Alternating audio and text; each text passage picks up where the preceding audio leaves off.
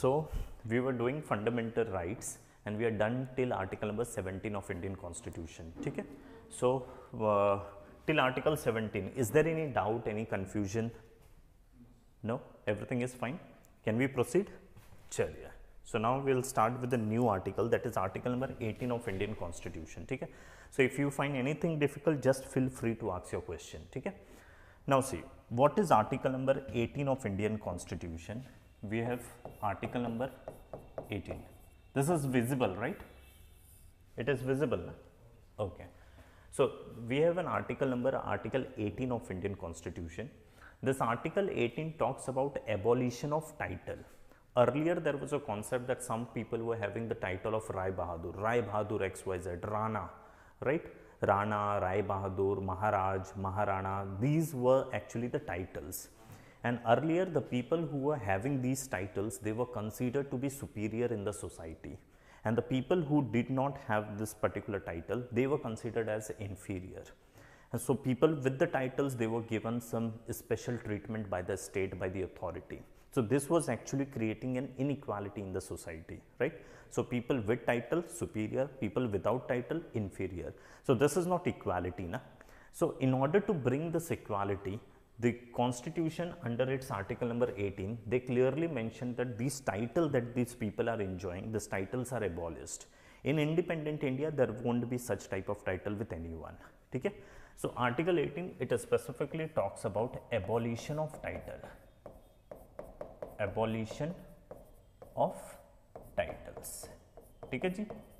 This is what article number 18 talks about. And what is this title? See, let me tell you, there are two types of titles basically. When we talk about titles, titles are in generally of two type. One is called social title, and the other one is called social title, right? Whereas other one is called official title. You can call it official title, right? Social titles are those titles which are actually given by the people, general people. Like for example, we call Mahatma Gandhi as Bapu or Mahatma Gandhi. Mahatma is not the name. His name is Mohandas Karamchand Gandhi. But Mahatma is what? It is the title, right? So this is the title which has not been given by the authority but by the general public.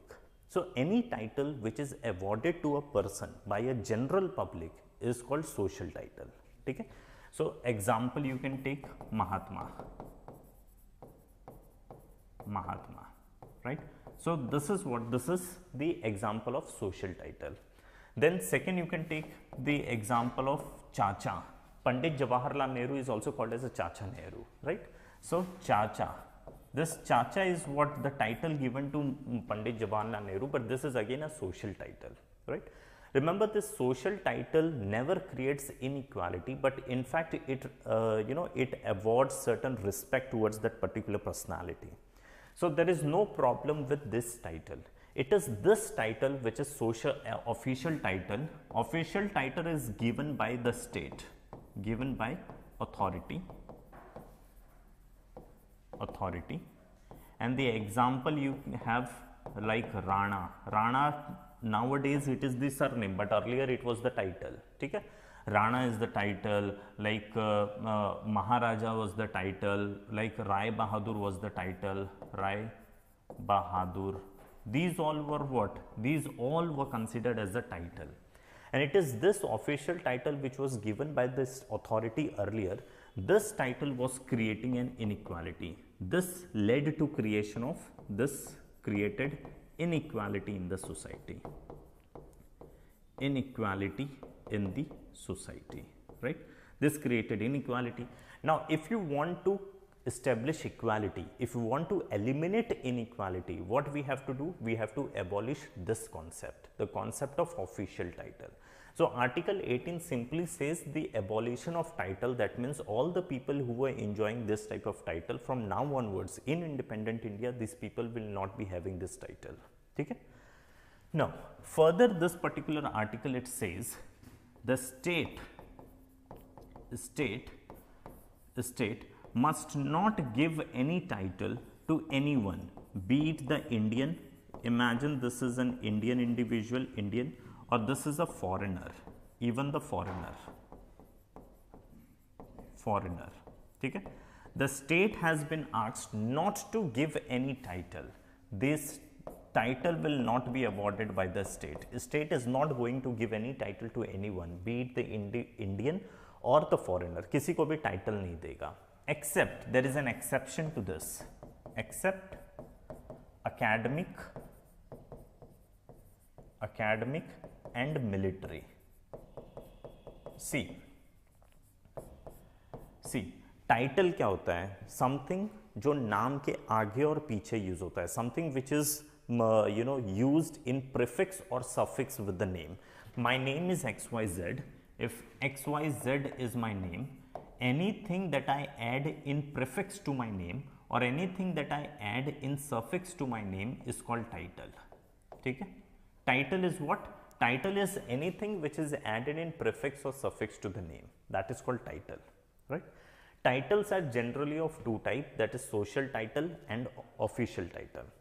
Social titles are the titles which are awarded by the general public, right, or by the society. This has no negative contribution, hence Article 18 has nothing to do with it. Article 18 do not talk about the social title. It is official title which is given by the authority like Rana, Rai Bahadur and all those things. This was contributing to inequality in the society. This was leading to inequality, right? So, in order to abolish inequality, in order to create equality, in order to establish equality, we have article number 18 which says abolition of title. Okay? And it further says that state must not award any title, or state must not give any title to anybody, be it Indian or any foreigner. Indian state is not going to give any title to anybody. Exception is academic. Academic में आता है example, like for example किसी ने medical पढ़ाई कर लिया, that particular person get the title of doctor XYZ, right? ना, he mentions Dr. XYZ. So doctor is a title, but it is an academic. This is again given by the state, but Article 18 says कि academic title can be awarded, can be given, right? Someone who did the study of chartered accountant, he mentions CA, right? CA XYZ. So he can write a CA. This is again a title because this is again used in prefix with the name. CA XYZ. Whatever is the name, he will write CA along with his name.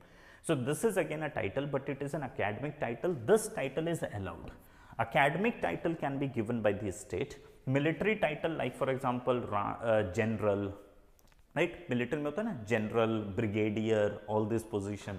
Such type of title can be given by the state. These two type of title is allowed, but apart from this, state will not award any type of title to anybody, be it Indian or the foreigner. Clear? Now, further. This Indian, he has been asked that if any foreign country, foreign state, any foreign country, if any foreign country will give you a title, if any foreign country is giving you a title, you are not supposed to accept it. So, the Indian will not be getting a title, also official title from Indian state, from Indian authority, and also if he will be getting any title from any foreign country, so he is not supposed to accept the title. ठीक है? So foreign country से भी title accept नहीं करने का. This has been said to the Indian, right? Now, if there is any foreigner who is holding office of profit in India, that means who is in government job in India.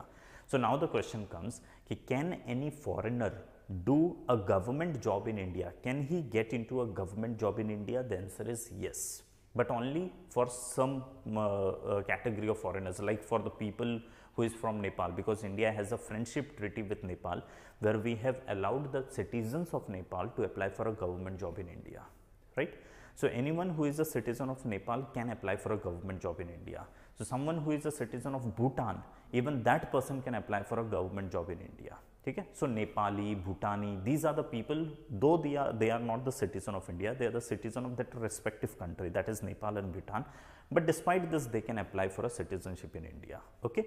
So any foreigner who is doing a government job if he is into a government job, he is doing a government job, a foreigner who is doing a government job, such type of foreigner, if he will be getting any title from any foreign country, if there is any foreign country, right, and that foreign country or a foreign state is giving him a title, can he accept this title? He has been said yes, yes, he can accept the title, but only on the permission, but only on permission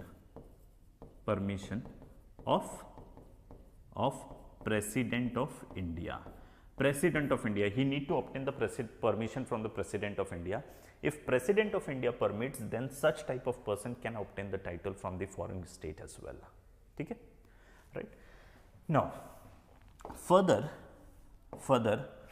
these people, all the people, Article 18 further says that all the people, all the person who is holding the government position, government job, who is into a government job, the person who is doing a government job, such type of people are said to be holding the office of profit. उसको हम office of profit बोलते हैं. This is the title, this is the term which is used. ठीक है? Holding office of profit, holding office of profit. ठीक है जी? Profit. So a person who is into government job means a person who is holding the office of profit. Such type of person is said that if any foreign country will give you any award, any type of emoluments, कोई पैसा दे रहा है, कोई gift दे रहा है, if any such thing is given by the foreign state, you are not supposed to accept it. ठीक है? Do not accept it. So अगर इन लोगों को कोई भी foreign country, if foreign country, ठीक है, foreign country gives any emoluments, some payment in the form of cash or something like that, right? Emoluments or something, any other thing like gift or anything, gift, they are said you cannot accept it, and if you want to accept it, you need to first take the permission of the President of India, right? So इन लोगों को भी permission लेना पड़ता है, permission from President of India. ठीक है? आपको President से permission लेना होगा, then only you can take the gift from any foreign state, right? So what is article number 18? Article 18 talks about the title. It says title is abolished. So from this we can actually infer that, is there anything given by article number 18? No. See, article 18 actually, it do not gives us any right. In fact, it takes away the right of the people that they were enjoying earlier. Earlier they were enjoying some privileges in the form of having this title. But article 18 said that these titles are abolished. This simply means कि अब article 18 कुछ rights देता नहीं है. In fact, ये take away करता है certain privileges. ठीक है? So article 18 do not give rights. In fact, it takes away privileges or rights. ठीक है? This is what we can infer from this much of thing. So article 18 talks about abolition of title, and what title? So it says that a state cannot give any title to anybody, be it Indian or the foreigner, except academic and the military. Okay?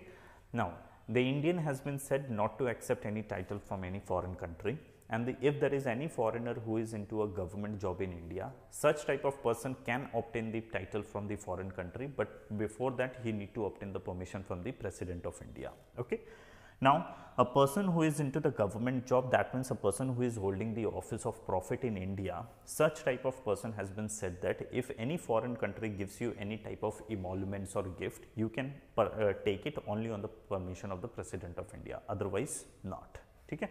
So this is what is the story. So from this much of thing, what we can infer that is article 18 nowhere Article 18 is giving any right. So Article 18 actually do not provides any right, but in fact it takes away the privileges, and this is actually done in order to establish equality in the society.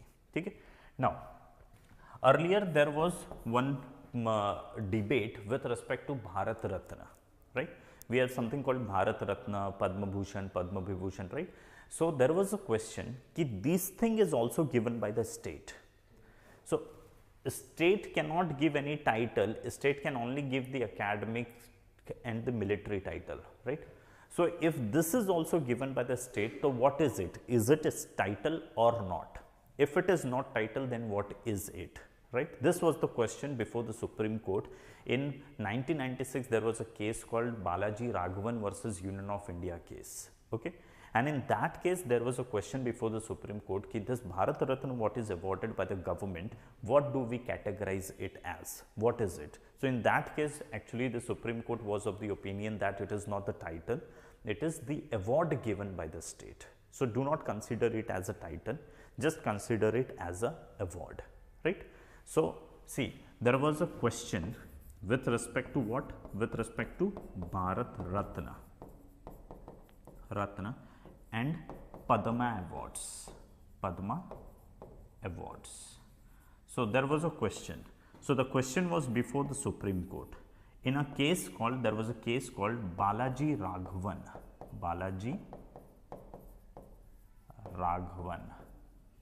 versus Union of India case of 1996. Okay. In this case, Supreme Court was of the opinion, what Supreme Court said? Supreme Court said that this Bharat Ratna and Padma Awards, these are actually not the title.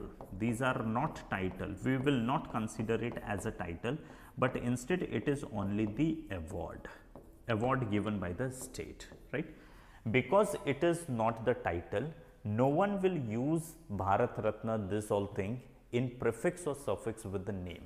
So you will never find in any of the official document people using the term Bharat Ratna in suffix or the prefix. Like for example, is Sachin Tendulkar a recipient of the Bharat Ratna? Yes, he got the Bharat Ratna, right? In fact, he is the youngest person to receive Bharat Ratna. Okay. Now, you will see in some holding people will mention Bharat Ratna Sachin Tendulkar, or in newspaper you will find Bharat Ratna Sachin Tendulkar, but nowhere in the official document he mentions Bharat Ratna Sachin Tendulkar, right? There he will simply mention Sachin Tendulkar, that's it. Bharat Ratna naam ke aage ya piche he will never write it, right? Why?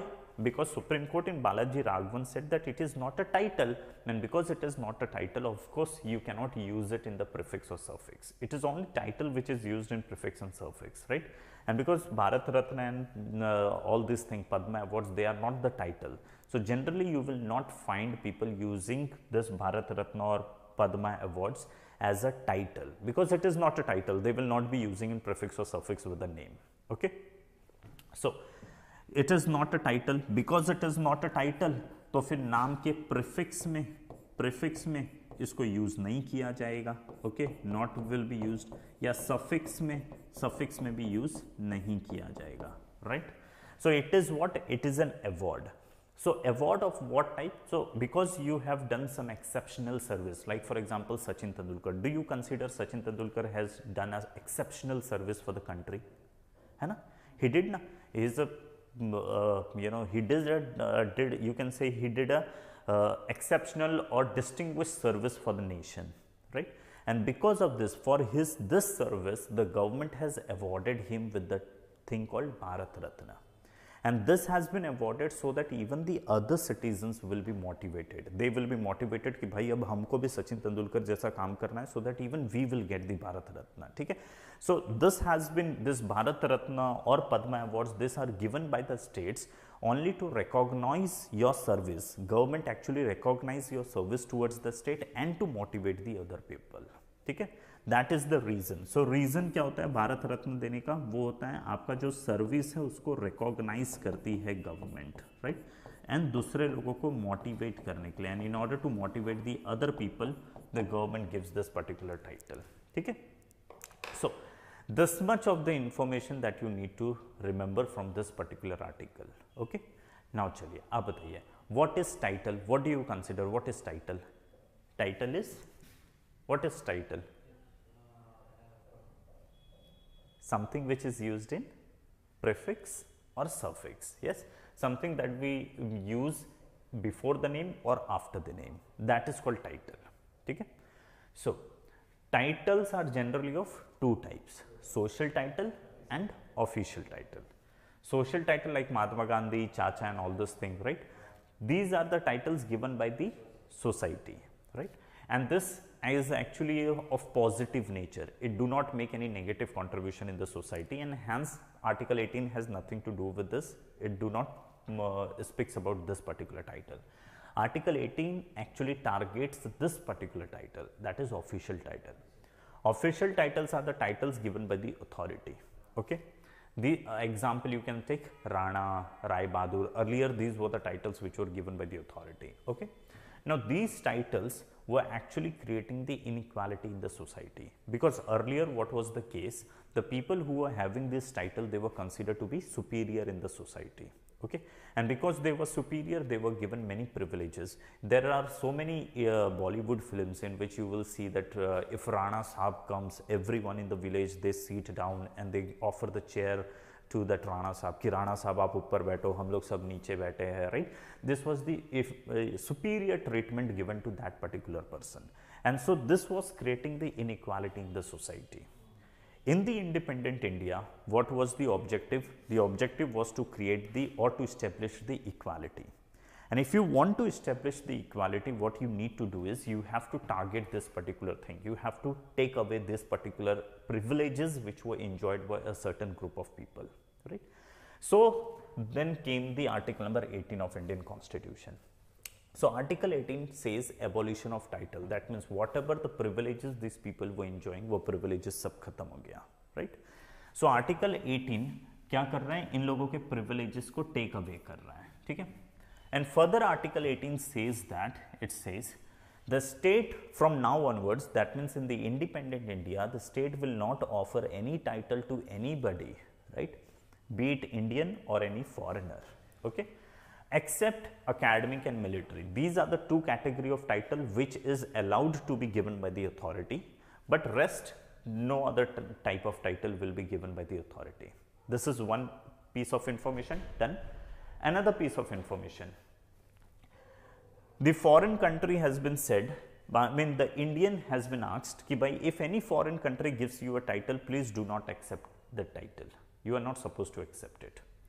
And the foreigner who is in the government job in India, वो India में government job कर रहा है, ऐसा कोई foreigner है, such type of foreigner is said कि if foreign country gives you a title, you can accept a title but only on the permission of the President of India. ठीक है? Then comes next piece of information. So there are actually a three piece of information if you can see. This is one piece of information, this is another piece of information, this is third piece of information, this one is the fourth piece of information, or you can say the four different clauses of article number 18. Now fourth piece of information, it says that any people who is holding the office of profit in India, that means any person who is into a government job in India, such type of person has been asked कि भाई अगर foreign country आपको कोई title देगा, आपको कोई भी emoluments gifts देगा, आप accept नहीं करोगे, और करोगे भी तो only on the permission of the President of India. ठीक है? So from this much of thing, what we can infer is article 18, nowhere it gives any right to individual, but in fact the rights, the privileges which were enjoyed by the people earlier, that right or the privileges has been taken away. ठीक है? Then next, this is with respect to one question which was before the Supreme Court, and that is with respect to the Bharat Ratna and Padma awards. So before the Supreme Court in 1996 in Balaji Raghavan versus Union of India case, this is the name of the case, in which the question was ki is Bharat Ratna and Padma awards, they are title or not, and if they are title, don't you think that it is violating article number 18 of Indian Constitution? So the Supreme Court in this case came up with the opinion that Bharat Ratna and Padma awards, they are not the title, they are simply the awards. Okay. Now because they are not title, they cannot be used in suffix or prefix with the name. Because they are not title, it is not violating article number 18. Then what is it? It is the award. What type of award? It is the award given by the state in recognition of your service towards the country, and it is to motivate the other citizen of the country. For that purpose, this particular award is given. An award falls under the category of academic. This has been regarded as the academic awards. Okay. So, this much of information. With this, we are done with article number 18. Right. Shall I dictate, or you will take it down directly? Dictate. No, the way you are comfortable. If you can take it down directly from here, then also it's fine. Other, if you want me to dictate, I will dictate it. Okay, as you are comfortable.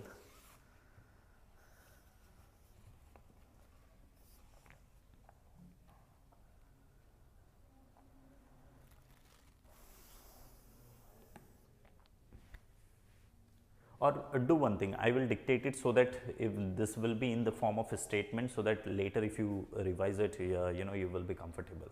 Just write article 18, abolition of title. Article 18, abolition of title. Take. Now, right. State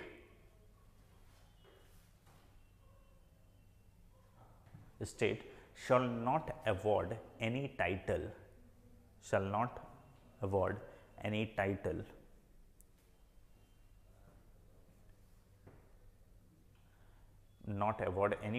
to any individual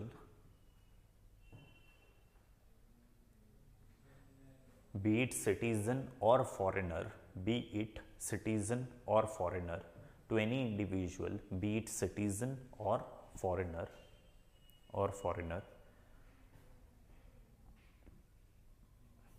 comma, except military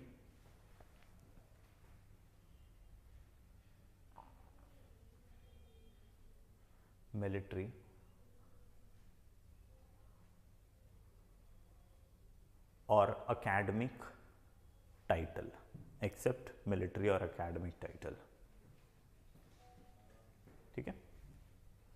Then point second, or you can say clause number 2, clause 2. Then write, the Indian shall not, any Indian shall not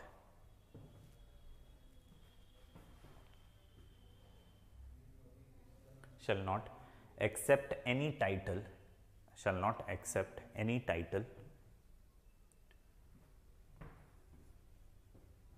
from any foreign state, shall not accept any title from any foreign state.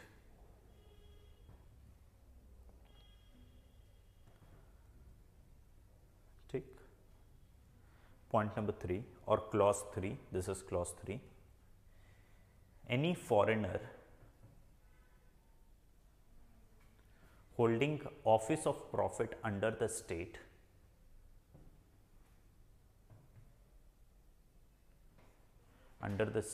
of India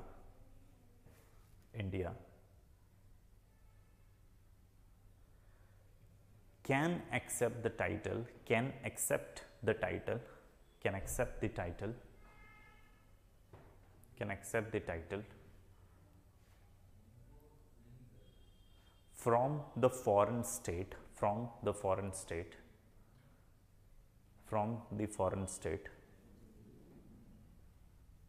from the foreign state, but only on the permission of the President of India, but only on the permission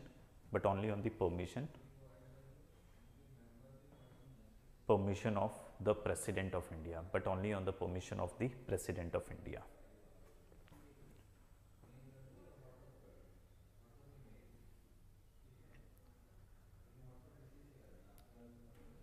Done? Okay. Now write the next point, clause number 4, article 18, clause 4.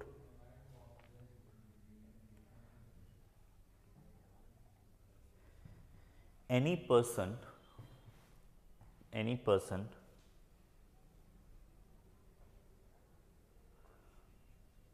write in bracket citizen or foreigner, any person in bracket citizen or foreigner bracket close,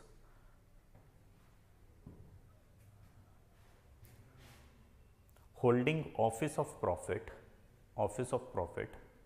any person, then in bracket write citizen or foreigner, bracket close, then write holding office of profit, holding office of profit,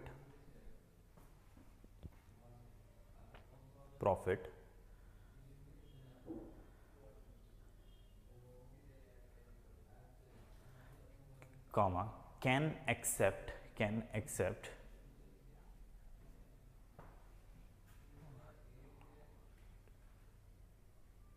और can के बदले लिख दीजिए cannot accept emoluments, cannot accept emoluments, comma, gift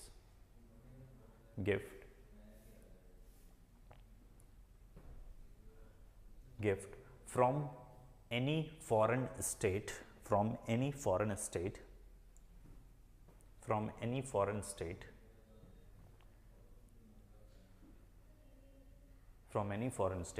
without the consent of the President of India,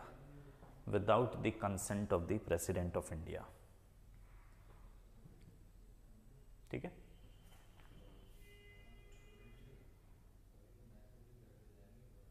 Right. Now next point, Article 18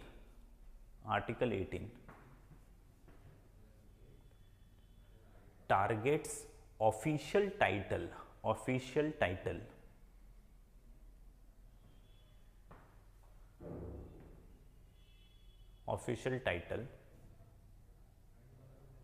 bracket में mention write this one, given by the authority. Official title क्या होता है? The authority जो भी title देती है, right? Article 18 targets official title in bracket given by authority, bracket close. Okay. Example, just mention this example as well, so that you know it will be easy to memorize. Rana, Rai Bahadur, these are some of the examples. So Article 18 targets the official title. Example, Rana, Rai Bahadur, which were leading to creation of inequality, which were leading to creation of inequality in the society, in the society.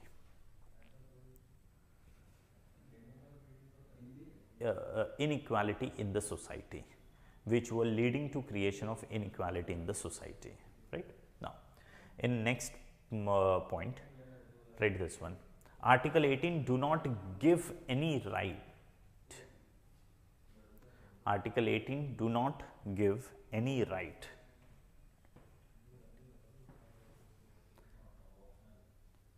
Do not give any right, comma, in fact, it takes away the rights. It takes away, in fact, it takes away rights or privileges,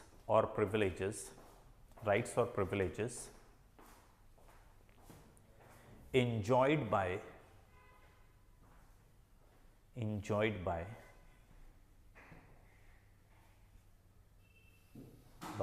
certain group of individuals, enjoyed by certain group of individuals, enjoyed by the certain groups of individuals. Right. Then write debate with respect to Bharat Ratna and Padma awards. Debate with respect to Bharat Ratna and Padma awards.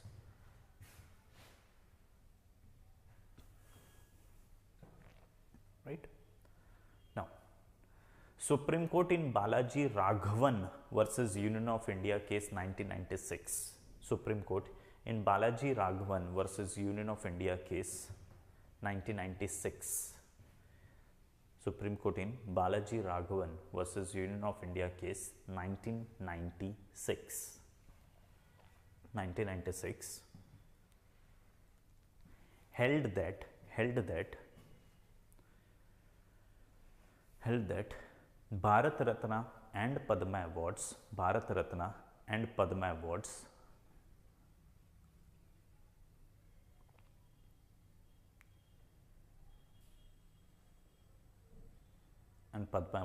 are not titles,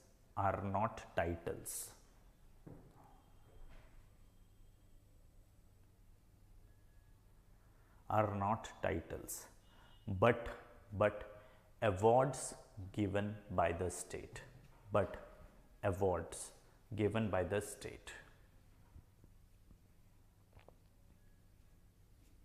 full stop. As it is not a title,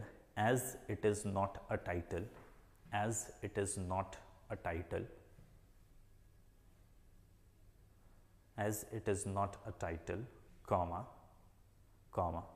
cannot be used, as it is not the title, comma, cannot be used in prefix. Prefix means before the name, right? Cannot be used in prefix or suffix,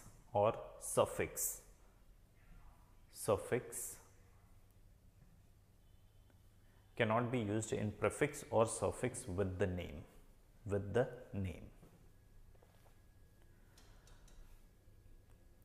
full stop. They are national awards,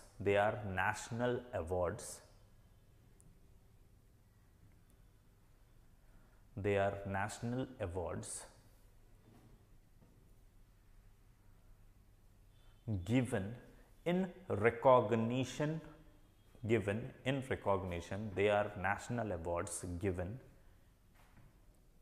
in recognition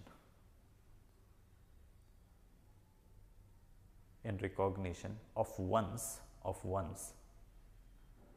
exceptional service towards the state, given to recognize one's exceptional service towards the state and to motivate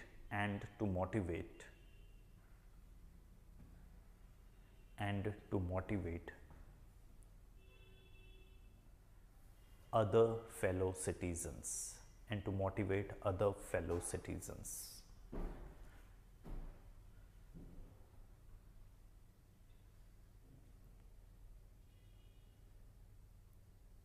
ठीक है.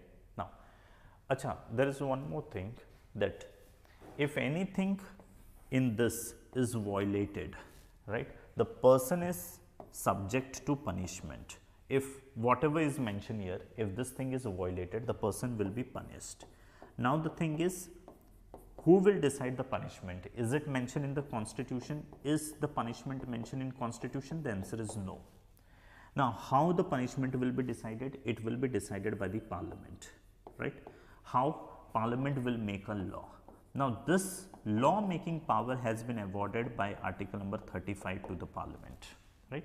Article 18 says that the punishment is to be decided by the parliament. It is subject to the law made by the parliament, and parliament makes the law with respect to deciding this punishment only under article number, as per the authority given by article number 35. Okay? So, next take last point, just write the last point. Any act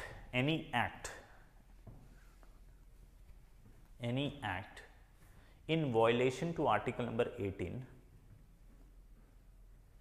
is subject to punishment, by law, is subject to punishment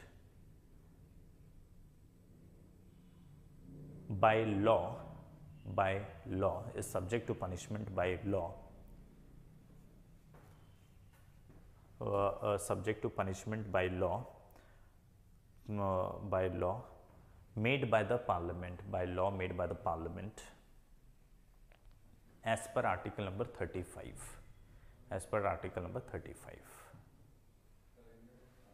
ठीक है जी, done. Okay, so Now let us move to the next article, that is article number 19 of Indian Constitution. Take. See. Now we have another article. This is article number 19. Acha, with article number 18, right to equality is over. From now we have right to freedom. So we have, this is right to freedom. This is next category of fundamental rights. Okay. So article number 19, from here we will be starting with the right to freedom, the second category of rights. Now what article number 19 talks about? See, article number 19 talks about a certain rights related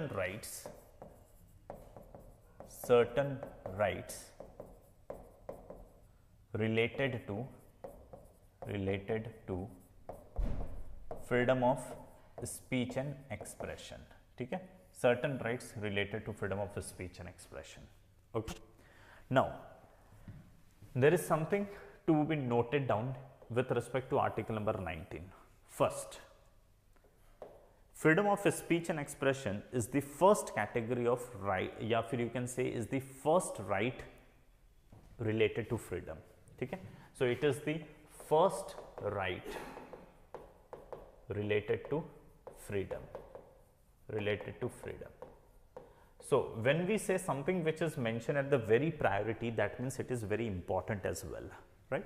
So article number 19 is actually very important right, and hence this is considered to be a backbone. It is the backbone of fundamental rights. The entire fundamental rights में जो सबसे important backbone है, backbone is something which gives you a structure. Backbone is something by which you can actually stand, right? Imagine कि a person without a backbone, वो ऐसे tilt हो जाएगा पूरा. So he is standing straightforward only because of the backbone. Backbone is very important thing.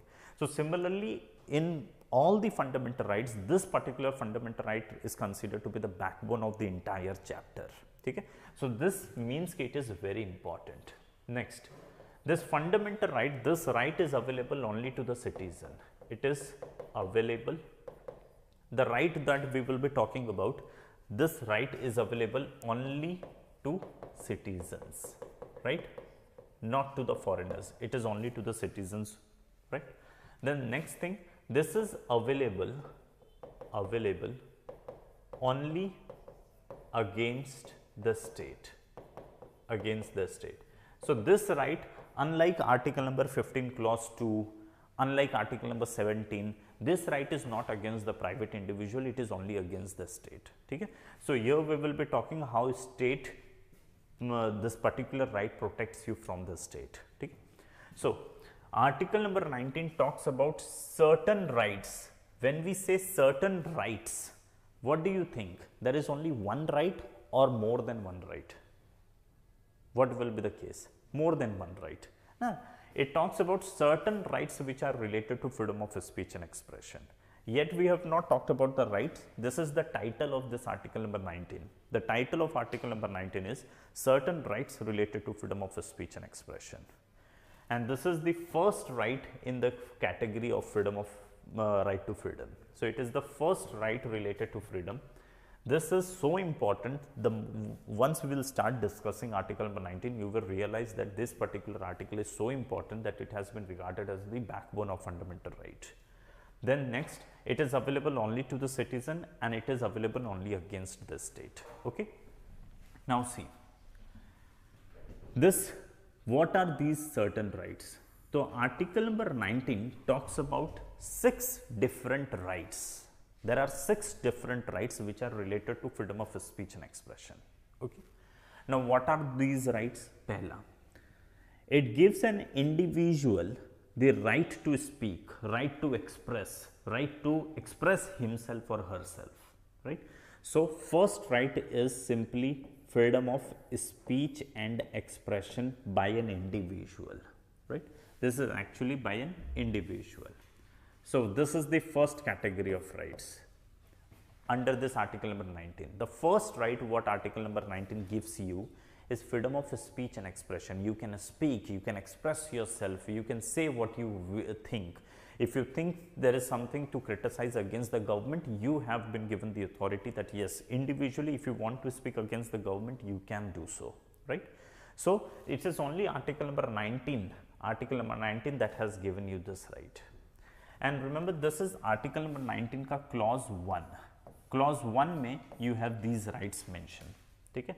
Article number 19 में there are certain points. Point.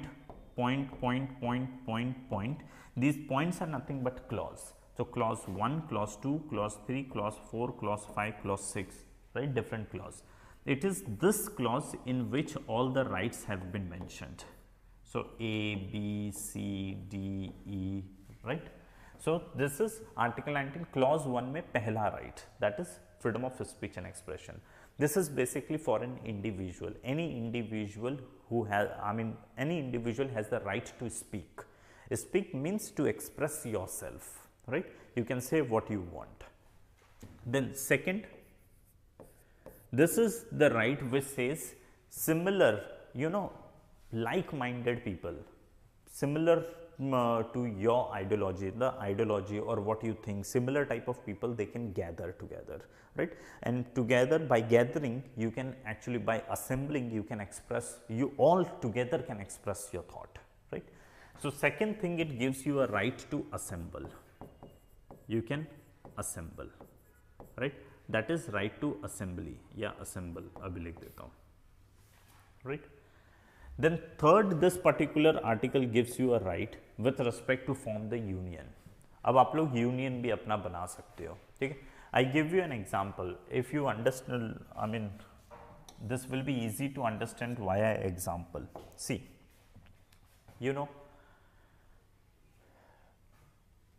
I thought one day, see, whatever we are, it is the result of our thinking.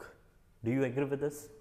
Virat Kohli, once upon a time, he thought that I will be playing for Team India. I want to play cricket. This was the thought, and then it turned into reality, and now he is playing a cricket, right?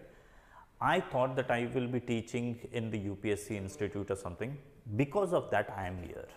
I never imagined to get into WWE, and hence I am not there, right? Whatever we are, it is nothing but the result or the outcome of our thought process. Somewhere we started to think about it, and then it turned into a reality, and whatever we are, it is that, right? So we need to understand that every journey starts with thinking. You have certain idea in your mind. Imagine this as a brain. Somewhere in our brain we have some thought, right? And that thought later, with so many steps, it later turns into a reality, right?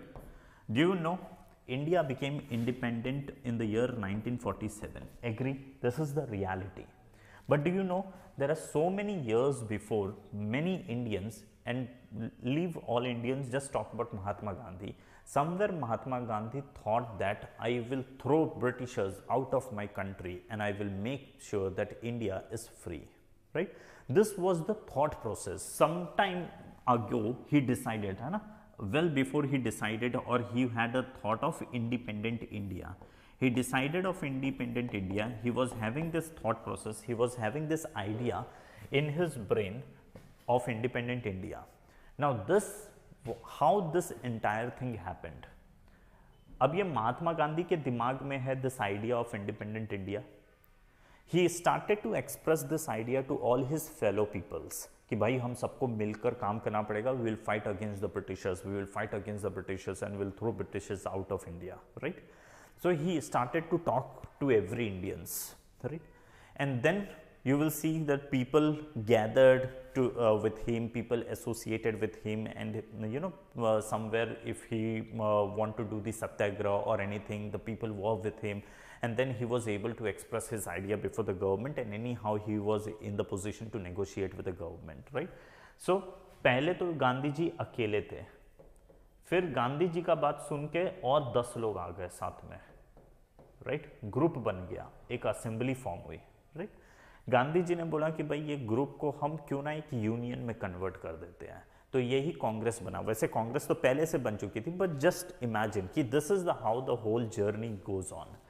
Now these people, what they did, earlier they were just coming together. Now this togetherness has been converted into a union called Indian National Congress. See how our freedom fighters, the forefathers, they have obtained the freedom for us. But how this all thing happened? Somewhere there was some group of people or some people who had the idea of independent India, and then this idea they expressed with all the fellow people. People were convinced with this idea and they associated with these people. They were ready to join these people कि हाँ भाई हम लोग मिलकर काम करेंगे और India को आज़ाद करेंगे. तो एक अकेला आदमी था, देखते देखते उसके साथ पूरा ग्रुप आ गया. फिर जब लोग आए तो इस लोगों को मिलाकर एक ग्रुप बनाया. ठीक है, अब ये ग्रुप को मूवमेंट करने की जरूरत है. You have to move, go at number of place. See, leave Mahatma Gandhi and all those thing. Take an example of Arvind Kejriwal. Do you know Arvind Kejriwal, in one of his interview, he said that many years before, when I was fighting against the corruption, there were no people with me. It is me who is to always, go to the different colonies and say to the people, I am fighting against the corruption. I want you people to join me. Please join me. Please join me. So originally, Arvind Kejriwal had the idea of corruption-free India. He was individually there. But later he convinced so many people, and Manish Sisodia, then Kumar Vishwas and many other people, they were convinced with his idea and they associated with him. They joined him. So earlier he was alone, but now he has a group of some people, right? Then what he did in the Ram Leela Maidan, there he made an announcement of the formation of Aam Aadmi Party. This union, this particular group was turned into a union, an official group. So he formed Aam Aadmi Party. The moment he formed the Aam Aadmi Party, he started to visit the different part of India, convincing more and more people so that more and more people will join this party, right? So he started to do a movement, right? To the different parts of Delhi and even different parts of India, right? Now, when you do a movement, when you go to some place, you also need to stay there. For example, if Arvind Kejriwal or if someone goes to South India, if you want to convey some idea, of course, he needs some time, 10 days, 20 days, 30 days. तो वहाँ जाकर जब आप कुछ idea को convince कर रहे हो, तो you need a time to stay. गया और तुरंत बोल कर आया, that is not possible. You need some time कि वहाँ जाऊँ, जाकर बोलूँ, लोगों के बीच में रहना भी पड़ेगा. So this is by default that person need to stay, right?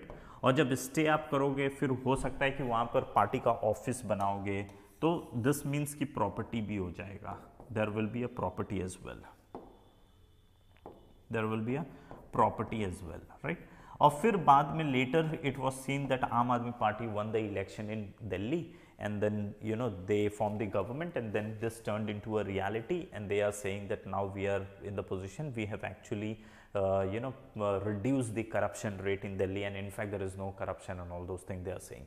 So actually you can see this is idea which turned into a reality, and always idea will not directly turn into reality. There are so many steps that need to be fulfilled. Once you do this thing, then only the idea will turn into reality. Okay? See, there was a person called Manohar. Take an example of a Manohar. Manohar was born in India, and at the same time there was a person called Abdul, born in Afghanistan. These two child born in two different places. Manohar born in India and Abdul born in Afghanistan. They both, just after some days of birth, they both imagined that I will become a doctor one day, right? Now this particular person, Manohar, he was having all the infrastructure, he was able to study, he was able to do all this thing, and later this turned into reality and he actually became a doctor. But imagine Abdul, he had the idea, but he could not express this idea because his parents were not so supportive, or the government is not so supportive. Government did not provide all those infrastructure, and because of this Abdul did not succeed in becoming a doctor. So he did not become the doctor. He had the idea, but did idea turned into reality for Abdul?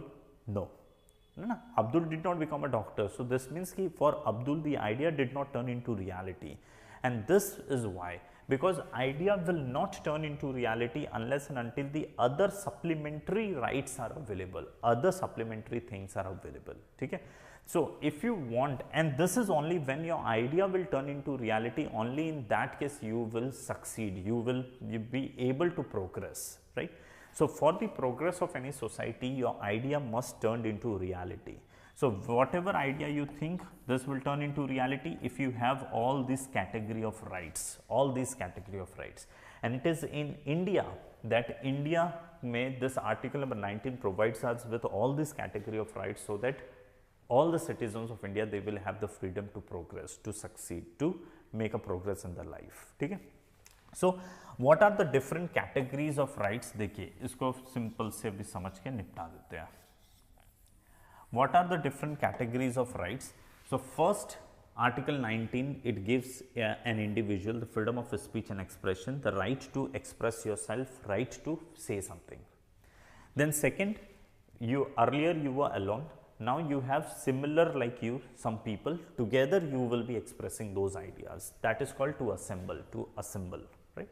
Now, once you people assembled, now what you people did, you formed your own group, official group. That is called forming an union or association or cooperation. Okay? So now you will form the union or association, whatever. Okay? Now, once your union or association is formed, now what you will be doing, you people will try कि भाई हम लोगों का एक जो group बन गया है ना, will move to the other part of India and will see कि हमारे जैसे कितने लोग हैं, उन लोगों को भी हमारे ग्रुप में ऐड कर लेते हैं. So you will start with the another thing that is called movement, right? Movement. With movement, what you required is the right to stay. If you go to some part of India, बहुत दूर जा रहे हो और वहाँ आपको रहने को नहीं मिलेगा तो आप जा ही नहीं पाओगे, ठीक है? तो वहाँ पर आपको रहने का भी कुछ फैसिलिटी चाहिए. So next what right it gives us is the right to stay, that is reside. Stay के बदले let me write reside or settle. It gives us the right to reside or settle. Reside is the temporary thing and settle is the permanent thing. ठीक है? And then you have the right to own the property. If you go there, you will own the property, because with the property comes the credibility, and with the credibility the people will be convinced, people will understand your idea and people will associate with you. Okay? And finally, there is one thing called right to vocation, right of vocation. Now what is this right of vocation? This means right of vocation simply means कोई trade, business वो सब करना, ठीक है? तो rights of any trade, business and all those things. Trade, business.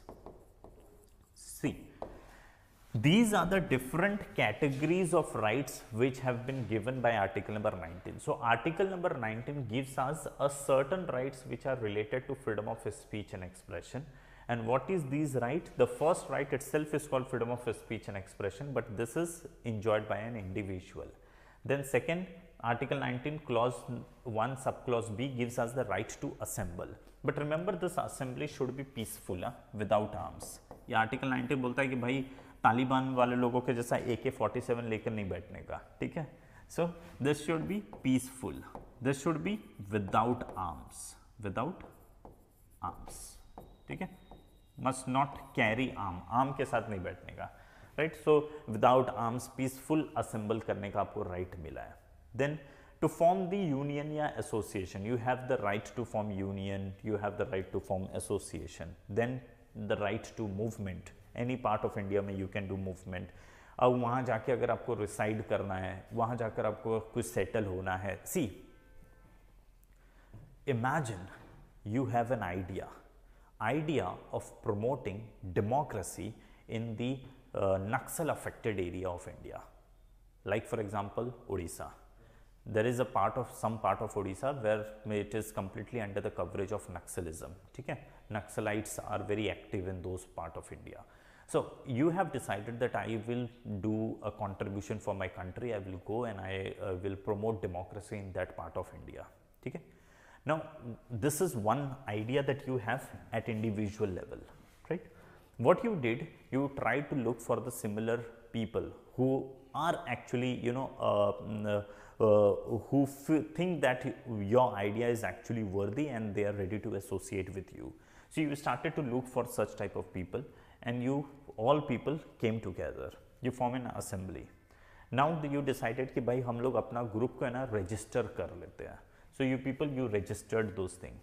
Now what you will be doing, you people together will be moving to that particular part of Odisha, and there you will be trying to approach the different peoples, the all locals of that area, so that you can influence them with the benefits of democracy, right? You can convince them to favor the democracy, to be in the favor of democracy, right? So is it possible that you can do it from Delhi? You will sit in Delhi, you will be remaining in Delhi, and by here, from here you can convince those people in Odisha, those people residing in the Naxal affected area? Of course not.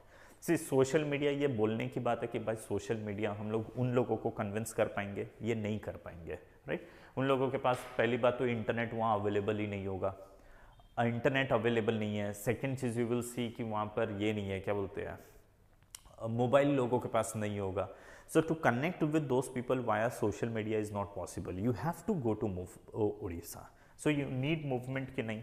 You need the right to movement. If you do not have that right to movement, will you turn your idea into reality? Your idea was to convert those people in the favor of democracy. Thus, the area or the people who are actually right now supporting Naxalism, उन लोगों को आपको change कर देना है किसमें? Democracy के favour में लेके आना है. So is it possible without movement? Can you do that? No, you need to do a movement. अब जब आप उड़ीसा के उस पार्ट में जाओगे, वहां जाने के बाद में आपको कुछ टाइम तो रुकना पड़ेगा ना. गया जाकर बोला और आ गया, लोग मान जाएंगे? नहीं मानेंगे. वहां पर आपको जाना है, जाकर कुछ टाइम आप रुकोगे, समझोगे, समझाओगे, वहां रुकना पड़ेगा. So you have to reside there, right? और जब वहां जाकर आप बोलोगे, वहां अगर आप प्रॉपर्टी भी ओन करके रखोगे ना, तो फिर और आपकी क्रेडिट वर्दीनेस बढ़ जाएगी.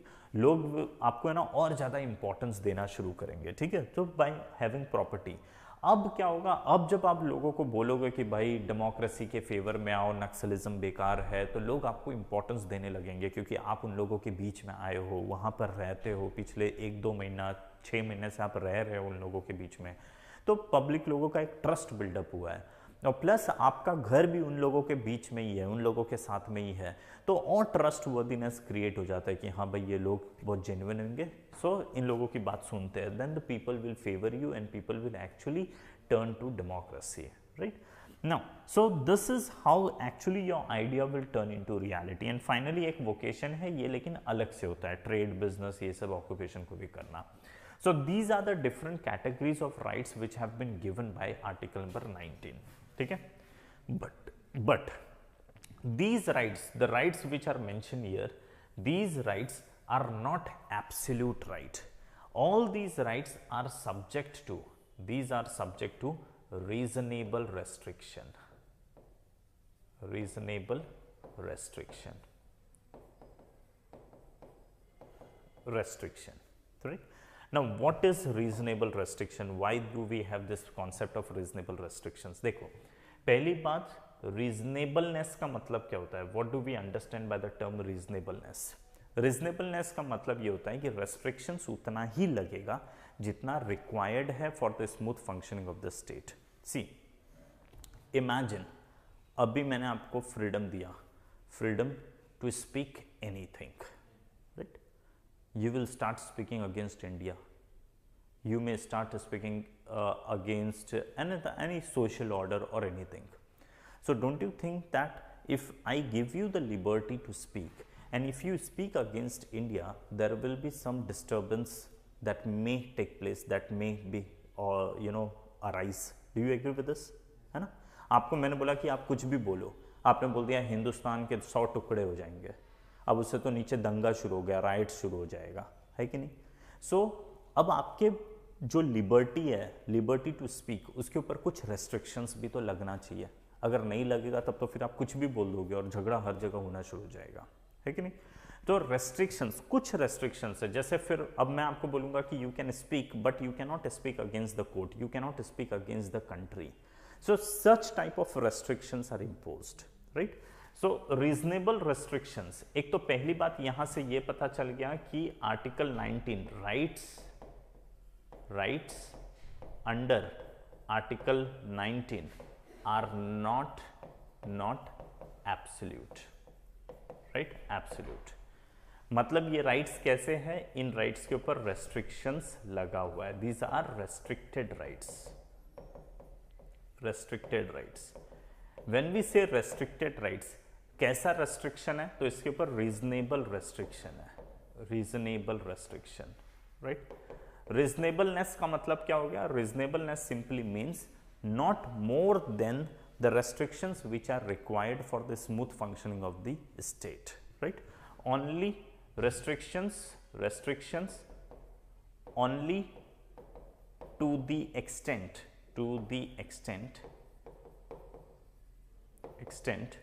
required for smooth functioning of the state or functioning of the state. ठीक है, स्टेट के स्मूथ फंक्शनिंग के लिए जो रिक्वायर्ड है, वो रेस्ट्रिक्शन को क्या कहा जाता है, reasonable restriction. Okay, now who will decide this reasonable restriction, whether the restriction is reasonable और not, and who will apply this reasonable restrictions. तो these restrictions can be applied only by, यानी applied only by legislature, ठीक है. And reasonableness will be decided by judiciary.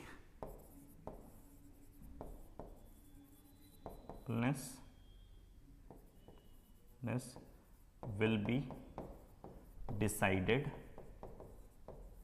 by judiciary, ठीक है. Judiciary में basically high court and supreme court होता है, ठीक है, high court and supreme court. और जब भी रीजनेबलनेस को डिसाइड करना है, इसका मतलब जुडिशरी क्या फॉलो करेगी, judiciary will follow a doctrine called due process of law.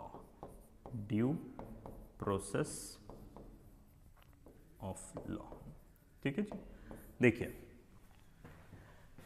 Article 19 का ये जो राइट्स है ना, ये राइट्स एब्सोल्यूट नहीं है. देखो, फॉर एग्जांपल, मुझे एक राइट मिला, that is right to speak, right. अब imagine if I speak anything, I have the right to speak, but there should be certain limitation.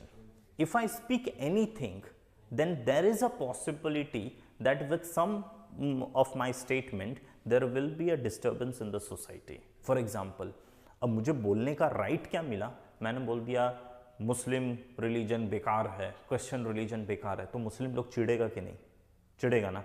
फिर they will start fighting against the Hindu, और they will start rights और whatever thing that there may be a disturbance in the society, है ना. तो इसीलिए constitution मुझे बोलता है कि you have the right to speak, but you can not speak certain thing, that is the restriction, right. और वो सर्टन थिंग क्या होगा, कितना होगा, वो उसको एक रीजनेबलनेस होगा. रीजनेबलनेस मतलब उतना ही रेस्ट्रिक्शन लगेगा जितना कि स्मूथ फंक्शनिंग के लिए रिक्वायर्ड है, अदरवाइज आई एम फ्री. जहां पर मेरे बोलने से डिस्टर्बेंस कॉज होगा, only at that place there will be restriction, otherwise I will be free to speak, ठीक है. सो कॉन्स्टिट्यूशन क्लियरली मेंशंस कि रेस्ट्रिक्शन कैसा होगा, रीजनेबल होगा. जितना रीजनेबल रिक्वायर्ड है बस उतना ही रेस्ट्रिक्शन होगा, उससे ज्यादा रेस्ट्रिक्शन नहीं हो सकता, ठीक है जी. अब ये रीजनेबलनेस का कौन सा रीजनेबल रेस्ट्रिक्शन है वो तो बाद में देखेंगे, लेकिन इससे क्या इन्फर होता है कि आर्टिकल 19 एब्सोल्यूट राइट नहीं है, it is a restricted rights. और रेस्ट्रिक्शन कितना है, रीजनेबल. रीजनेबलनेस का मतलब क्या होता है, only to the extent which is required for the smooth functioning of the state, उससे ज्यादा रेस्ट्रिक्शंस नहीं लगेगा, ठीक है. एंड देन ये रेस्ट्रिक्शंस लगाती कौन है, लेजिस्लेचर, यानी पार्लियामेंट हो या स्टेट लेजिस्लेचर हो, they will make the law and by law they will impose the restrictions, right. and who will check the reasonableness whether the restriction which is applied by the legislature is reasonable or not. कहीं ज़्यादा तो नहीं है, अगर ज़्यादा हो जाएगा तो it will cause a chilling effect on this particular rights, right? Reasonable होना चाहिए, ज़्यादा अगर restriction हो गया तो फिर ये rights मेरा chilling effect पे चले जाएगा, मतलब वो ठंडे बस्ते में एक तरीके से चले गया, ठीक है? So who will decide, who will see whether the things are reasonable or not, whether the restrictions are reasonable or not? So it is judiciary. Judiciary का High Court, Supreme Court, they are the people who will be deciding whether it is reasonable or not. ठीक है? और जब कभी भी judiciary reasonableness को check करती है तो समझ जाइएगा वहाँ पर वो एक doctrine called due process of law को follow करती है. ठीक है? So the doctrine of due process of law is being followed. Okay? Now the thing comes कि ये जो reasonable restrictions है ये क्या क्या है? What are these reasonable restrictions? Article 19 mentions some of the ground for reasonable restrictions. Like for this one, for this, it says reasonable restrictions 8 ground पे लगाया जा सकता है. 8 grounds. 8 grounds. This is mentioned in clause number 2. This was mentioned in clause 1. Clause 1 में ये सारे लिखे हुए. Clause number 2 of article number 19. Article 19 mentions the 8 grounds on which reasonable restriction can be imposed on the freedom of speech and expression of an individual. What are those 8 grounds? One is security, sovereignty and the integrity of the state of India. Then we have security of the state. Then we have you can say this one, क्या बोल देंगे, public order. Public order is the another ground. ठीक है, public order. We will talk about this, what is public order and all this thing in detail. ठीक है, public order. Then we have contempt of court. We have morality and decency. Then we have friendly relation with the foreign states. Then we have this one, defamation, incitement of crime. These are the 8 grounds which are mentioned in clause number 2 of article number 19. Article 19 का clause number 2 gives us the 8 grounds on which reasonable restrictions can be imposed on the freedom of speech and expression of an individual. ठीक?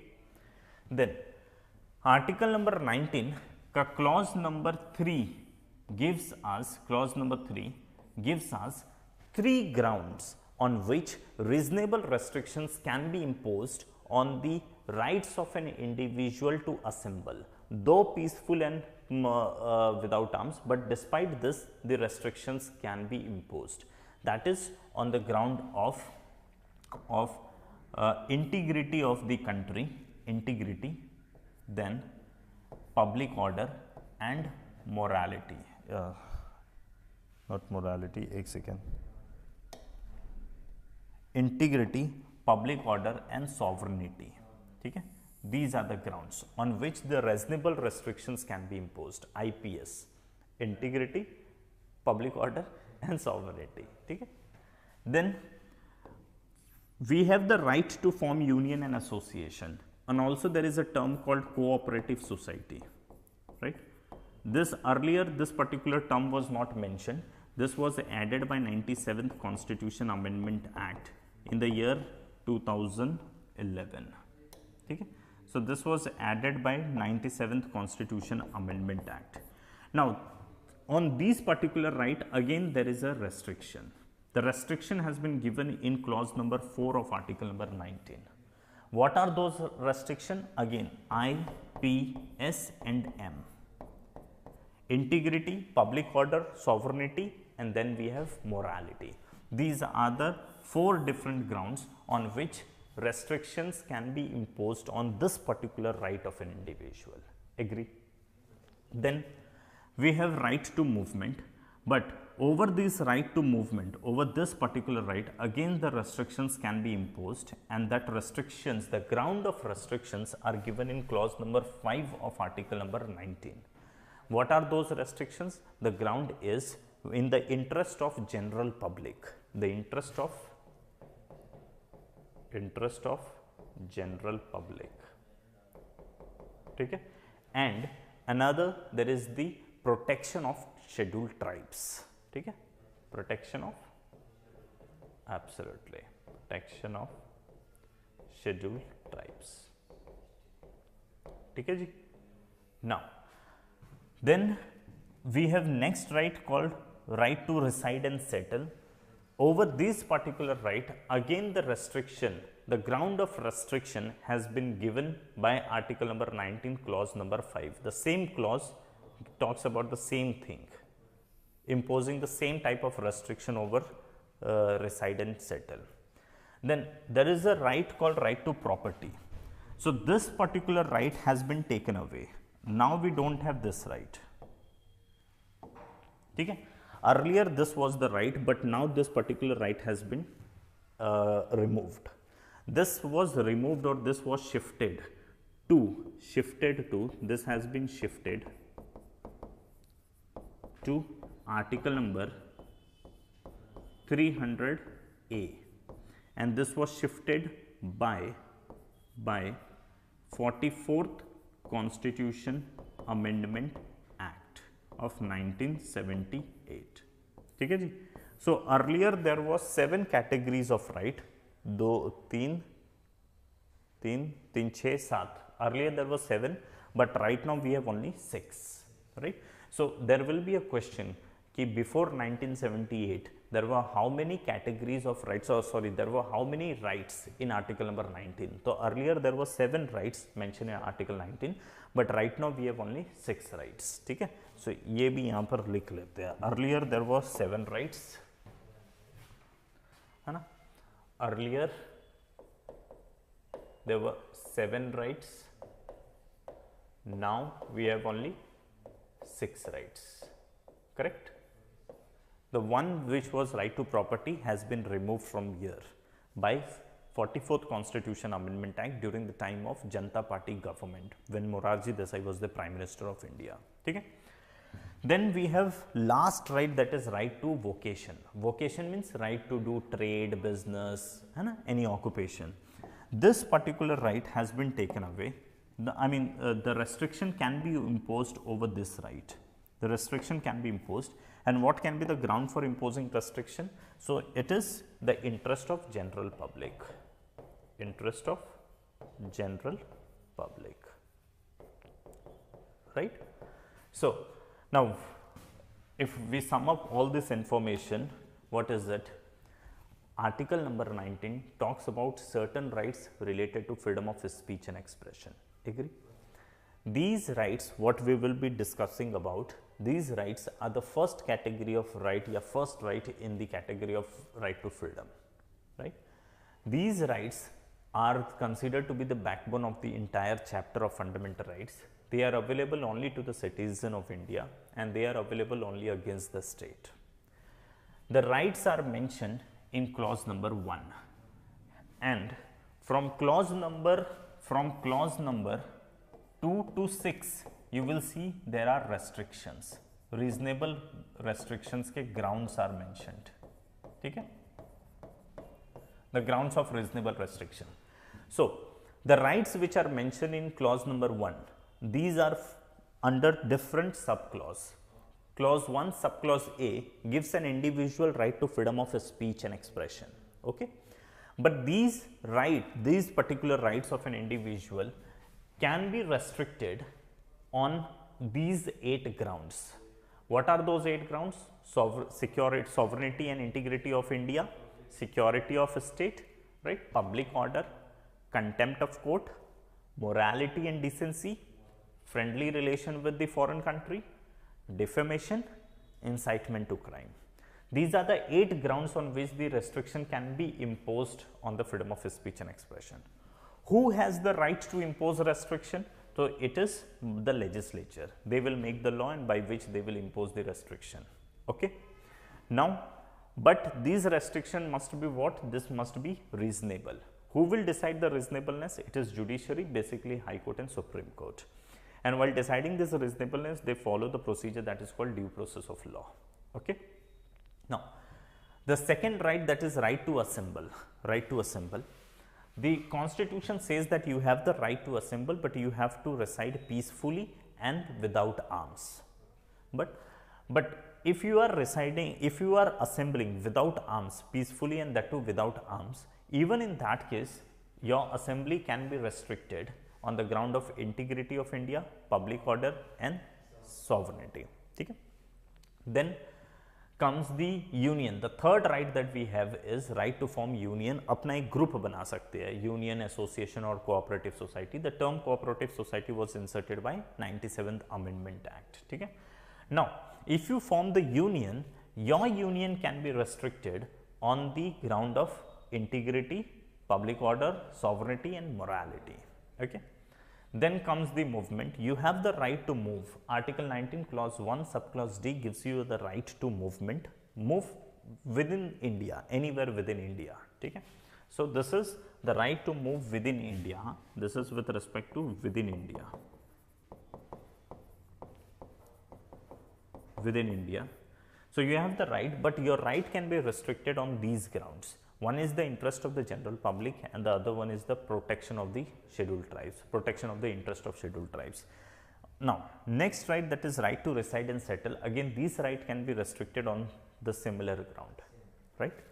Then right to property, but right now we do not have this particular right. It has been taken away by Article 300, has been shifted to Article 300A by 44th Constitution Amendment Act. That means right to property was earlier a constitutional right, but right now it is merely the constitutional. Earlier it was a fundamental right, right now it is merely a constitutional right. Okay. Then comes the right to vocation. Vocation means trade, business and all this thing. You have right to do any trade. You have right to do any business. You have the right to do any, to follow, to practice any profession. But your right can be restricted considering the interest of the general public. Okay, so general public को interest देकर government वहाँ पर restrictions लगा सकती है. Like for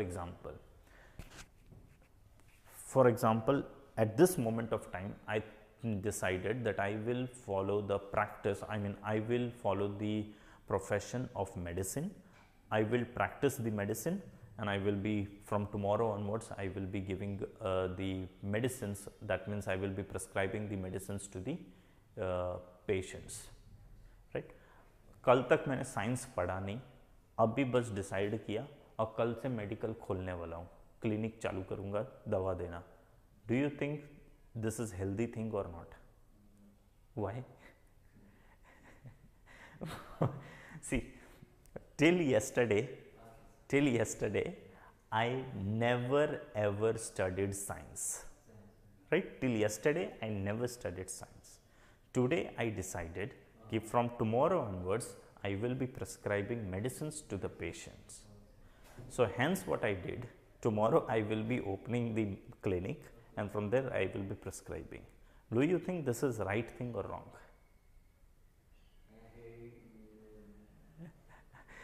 This is actually not a healthy thing, na? Because I never studied science, and if I will be prescribing medicines to the people, they instead of getting cure, उन लोग और तबीयत उन लोगों का खराबी होएगा और बीमार होते जाएंगे, है कि नहीं है? पॉसिबिलिटी, इससे सोसाइटी का तो इंटरेस्ट हार्म हो जाएगा. इसके लिए गवर्नमेंट ने भले आर्टिकल 19, दो article 19 gives me the right to do practice, trade, business, occupation, anything, but the government has impose the restriction that you can prescribe the medicine only if you hold the degree of MBBS or MD. If you hold such degree, if you hold such certificate, only then you can prescribe, right? So government has imposed that restriction on me. Now, though I will think of giving a medicine, but legally I am not authorized to do those things, right? Because I do not hold the certificate. So unless and until I hold the certificate, I cannot prescribe this thing. This is the restriction imposed by the government, considering the interest of the general public. नहीं तो general public को मार देगा, ऐसा हो जाएगा, है ना? So this is about Article 19 का basic thing. अभी बहुत चीज़ बाकी है. This is basic thing, and उससे related these are some of the interpretations. Sorry, this is the basic interpretation. I mean basic information related to it, right? Now what we have to see is when we say freedom of speech and expression. See, freedom of speech and expression. The first thing that I am talking about, Article number 19. Clause 1, subclause A. This is related to freedom of speech and expression of an individual, of an individual, ठीक है जी, individual. अच्छा, पहला तो question यहाँ पर यह आता है कि in article number 19 it is freedom of speech and expression, it talks about freedom, and in article number 21 there is a term called liberty, personal liberty, right? So is there any difference in the term freedom and the liberty mentioned in article number 19 and article number 21? See, there is one question, this is one very basic question with respect to article number 19 and 21. So we have article number 19, we have article number 21.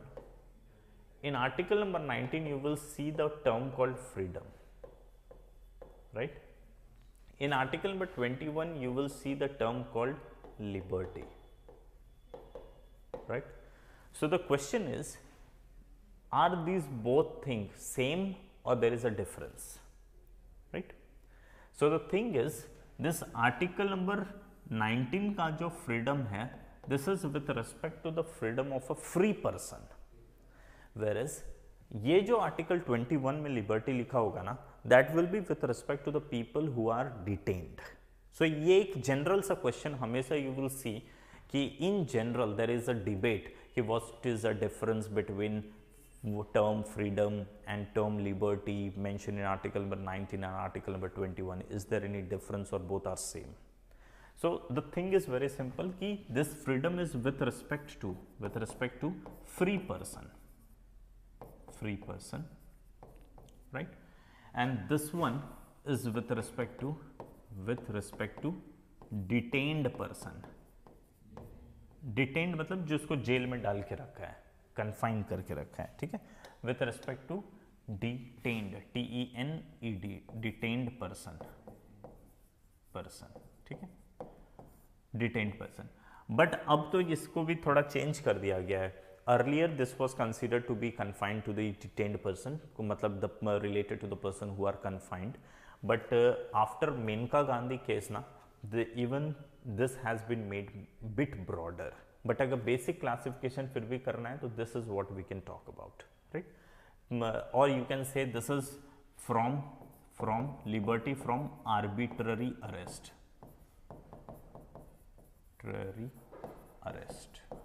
Arbitrary arrest से बचाने के लिए related है, ठीक? So that is one debate, वो हमने वहां देखा। खैर, coming back to article number 19 clause number A, clause 1 sub clause A. This is with respect to freedom of speech and expression of an individual. Every individual has a right to speak. This can either be in the form of word or in the form of writing or in the form of some expression, ठीक है? So of an individual, this can either be in multiple form, either be in the form of speech, either be in the form of words by writing something, or in the form of expression. Anyway, this can be done, ठीक है? Now, this particular article or this particular right has been liberally interpreted by the government, by the Supreme Court, and by the liberal interpretation they have derived a number of right related to it, right? So इसका हुआ है liberal interpretation, okay? Liberal interpretation, and by liberal interpretation government ने या हमारी judiciary ने derive किया है, various rights. Now what are those rights? For example, the rights related to silence. I have freedom of speech and expression, that means I can say something. समझो, there are some of my friends, one person comes to me and he asks me, how are you? I said, भाई आज mood बहुत ख़राब है, ठीक है? So he understood कि mood ख़राब है, ठीक है? Then other person he came कि भाई आज कैसा है, हाल कैसा है? I told him, भाई मूड बहुत ख़राब है, ठीक है? So he understood, again he will go. Imagine the third person comes, he asks me, भाई कैसा है? I said, he understood कि मूड खराब है. This is just an expression, and by this expression he will understand कि yes, mood खराब है, he will go. And remember, the fourth person comes and he asks me कि भाई क्या हाल चाल है. I did not say anything. I'm just silent. He will understand कि बात नहीं करेगा, मूड खराब है. He will go. ठीक है. So what I actually mean to say is कि there are situations when this, without even altering a single word, right? Without even altering a single word, we convey our message, and that is by silence. So it is not always that you have to use the words or you have to speak something to convey the message. Many a time we convey message just by remaining silent. So this was understood by the judiciary in 1986. 1986 में there was a very popular case called National Anthem case, or 𝐭𝐸𝐲 versus the state of Kerala case. So in that case, the judiciary said that even right to silence is the part of freedom of speech and expression. So that was derived from that particular case. Okay? So one thing which was derived was right to silence. Right to silence. Right? Right to silence is the one of the right. This was decided by judiciary. In which case, so it is 𝐭𝐸𝐲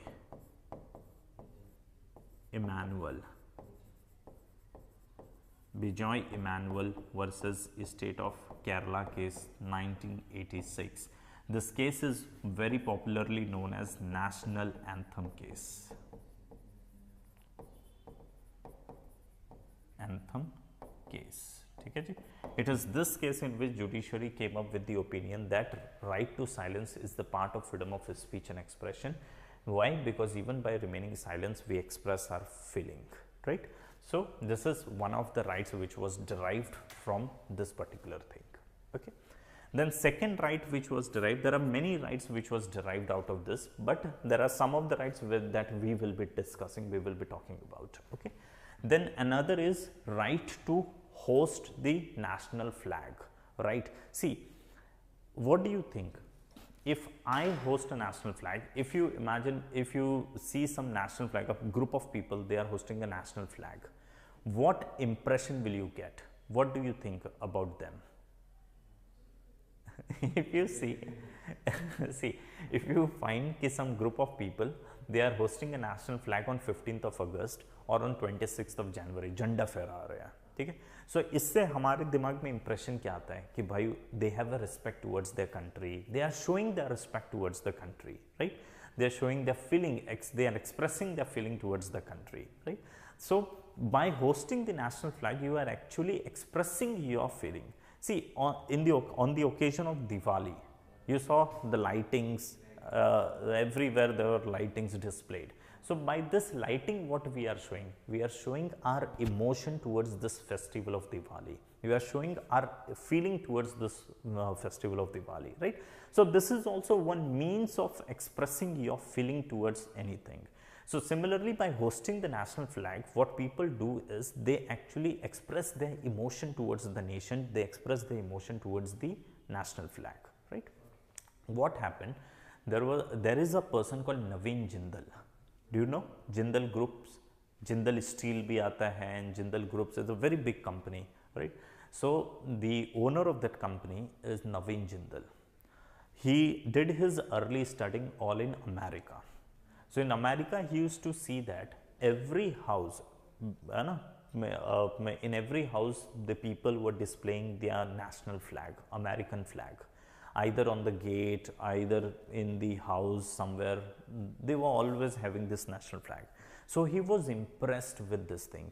He thought that these people are expressing their national sentiment, their national feeling, their feeling towards the country, what they have.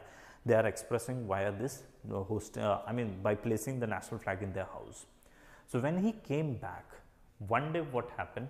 On 15th of August, on the occasion of 15th of August, in his premises, in his official premises, the company का जो office था campus, वहाँ पर उसने national flag को host किया. किसने? नवीन जिंदल जी ने. उन्होंने national flag को host किया. At that time, in India, the people, the common ordinary citizens, the private peoples were not allowed to host national flag. At that time, only the government officials or the government representatives, the representatives of general public, Only these peoples were authorized to host the national flags. The ordinary citizens were not allowed to host the national flags.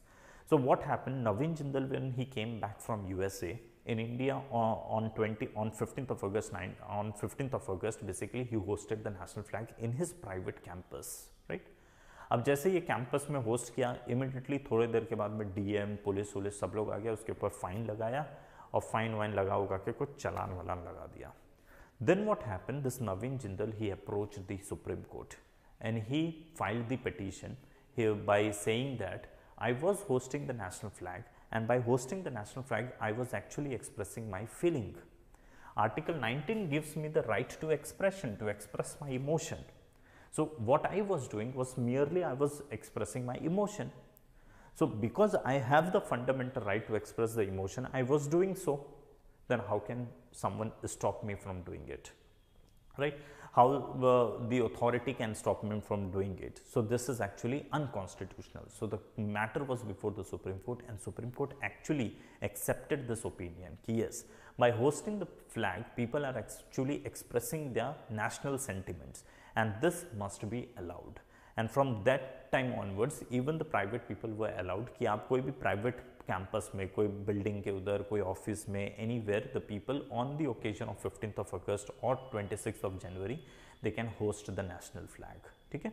So that case is called Navin Jindal versus Union of India case, one of the very popular case, right? And in that case, the thing was कि right to host the national flag or fly the national flag became the fundamental right deriving from article number 19 clause 1 subclause A. Okay, so article 19 say right to host national flag.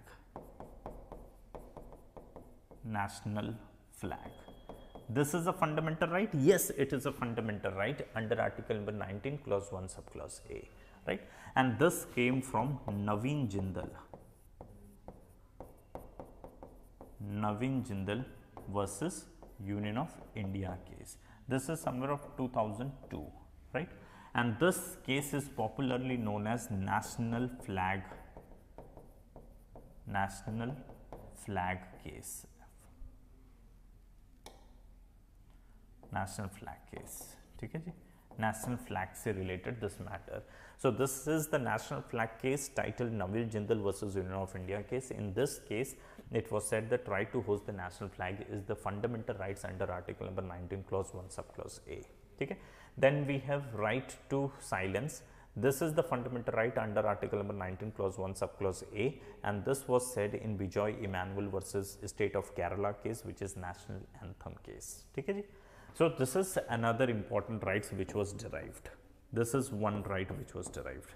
Then we have the right to press. Press also enjoys the similar right. Okay, so right to press. Right to press. So this was also realized. This right to press is the fundamental right under article number 19 clause 1 subclause A. And by this actually what I mean to say is the article number 19, what right it gives, article number 19, what right, ये जो rights है, rights, it gives to the ordinary individual, it gives to the corporate as well. It gives the same right to the press, it gives the same right to the corporates. Even the corporates, they enjoy these rights. Okay? So these rights are available to them. Now there are number of cases. I will make you write what all those are the different cases. Like for example, there is a there is one case related to Union of India, right? In that case, it was said that the government cannot limit the number of the pages of the publication. Then we have Sankalp paper case, Sankalp paper versus State of Delhi case, right? Yeah, in that case, it was said that the authority cannot decide about the advertisement, the financial gatherings or the financial source of the newspaper. So by all these different judgments, we will be talking about these judgments.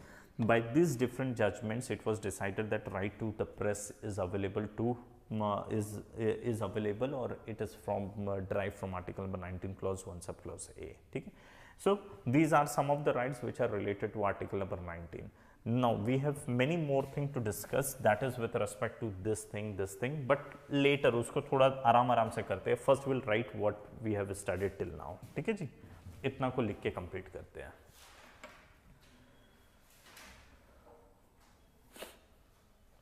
ठीक है, right. Give the heading article number 19. Certain rights related to freedom of speech and expression. Certain rights related to freedom of speech and expression. Certain rights related to freedom of speech and expression.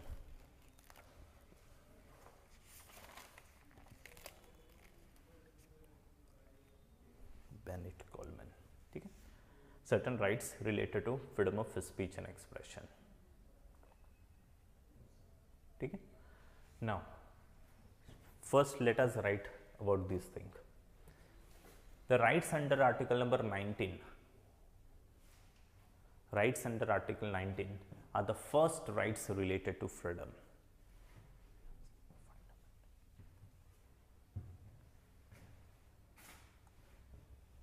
Are the first rights related to freedom.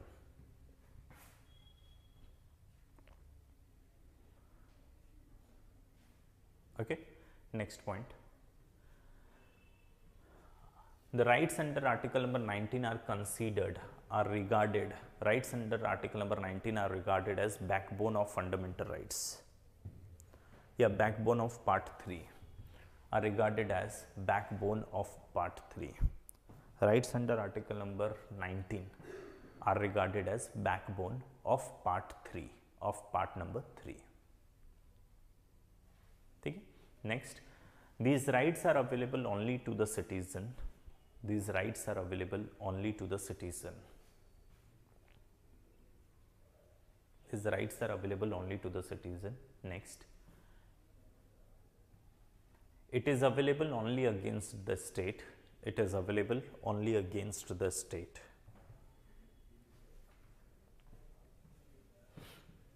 Okay? Right? Next point. The rights under article 19, rights under article number 19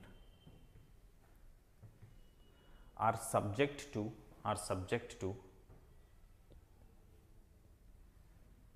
reasonable restrictions, are subject to reasonable restrictions. Reasonable restrictions means they are not absolute in nature. They are not absolute in nature.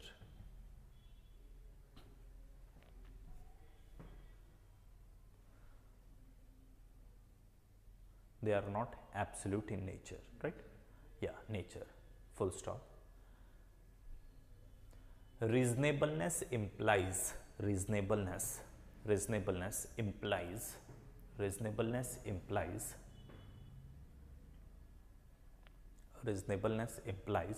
that restriction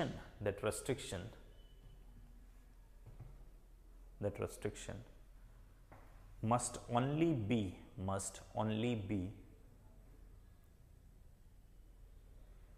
to the extent of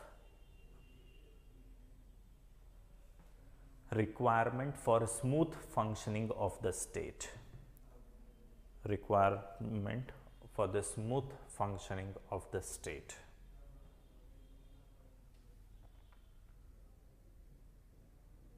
ठीक है? Full stop. Full stop. The restrictions are to be applied. The restrictions are to be applied. Applied only by the legislature. Bracket में parliament or state legislature. Restrictions are to be applied only by legislature. In bracket, parliament or state legislature. Bracket close. Right? Full stop. Judiciary by using the doctrine of due process of law, by using the doctrine of due process of law,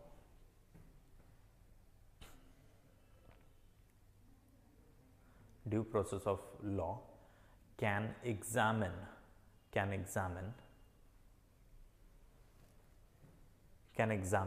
the reasonability of the restriction, by due process of law, can examine the reasonability of due process of law,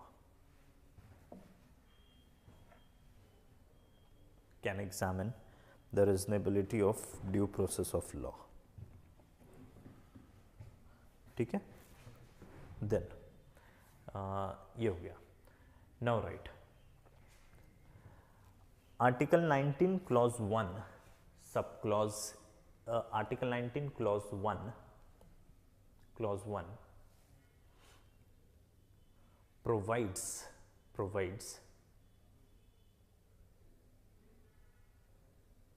6 rights.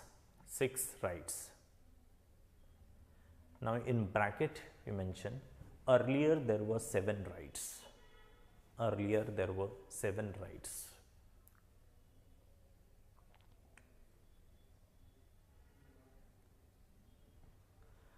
Comma, right to property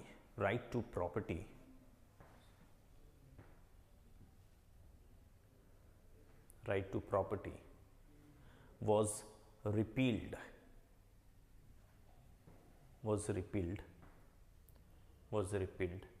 by 44th Constitution Amendment Act, was repealed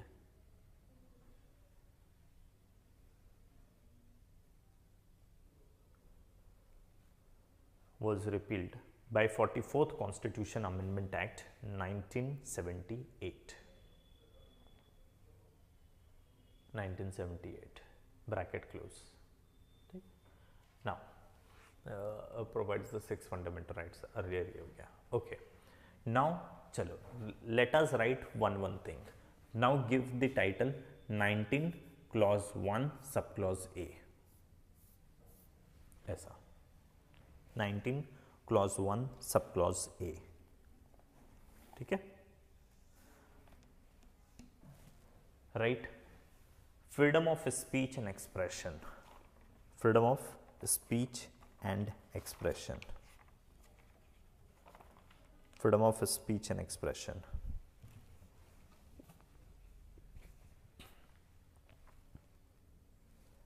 To an individual.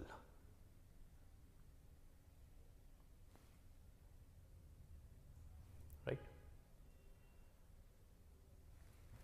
Speech and expression. Full stop. This can either be in verbal.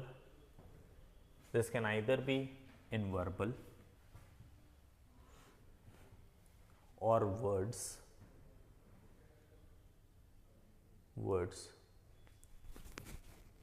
or other means of expression,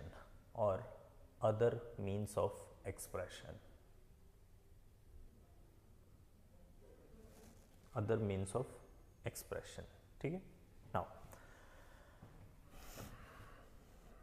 then moving to this point, next in next line, right.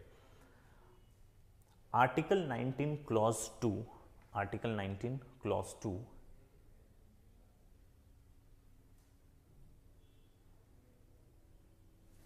provides 8 grounds of restriction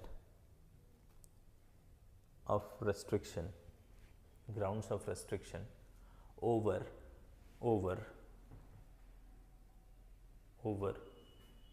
rights mentioned in Article 19 clause 1 subclause A.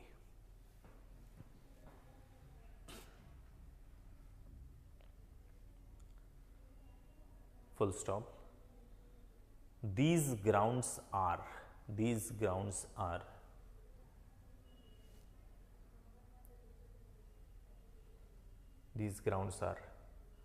Now let us write all these by one. So, sovereignty and integrity of India. Sovereignty and integrity of India. Sovereignty and integrity of India. ठीक.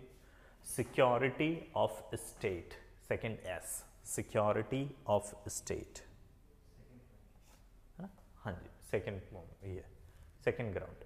Then there are total 8 grounds ना, तो second हो गया. Third grounds, public order.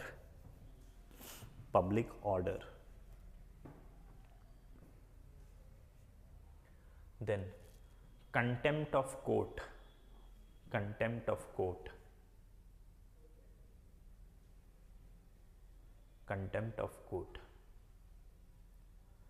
Then, अच्छा, this sovereignty and integrity of India, this particular ground na, earlier this ground was not mentioned. This was added by 16th Constitution Amendment Act in the year 1963. ठीक है. So where you wrote this sovereignty and integrity, just there in bracket just write it, inserted by 16th Amendment Act in the year 1963, right, in the year 1963. Okay.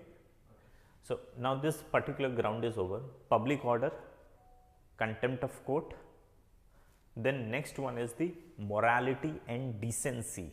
Decency, जो decent होता है ना, decency, DECENCY, decency, morality and decency. ठीक. Next ground, friendly relation with foreign states. Friendly relation with foreign states.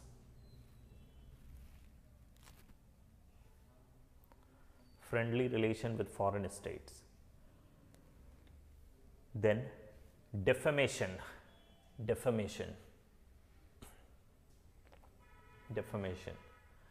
Then incitement to an offense. Last 8th ground is incitement to an offense.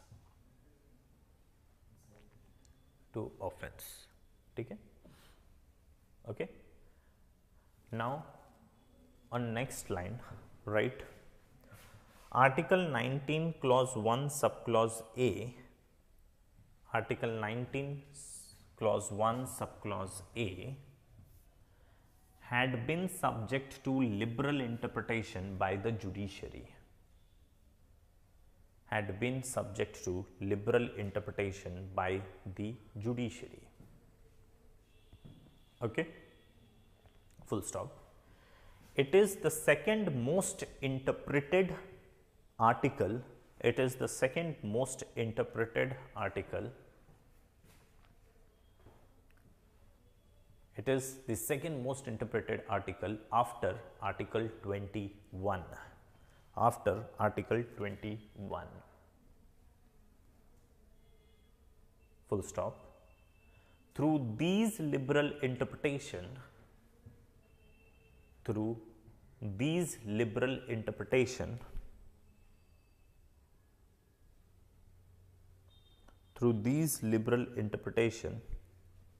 comma, judiciary has derived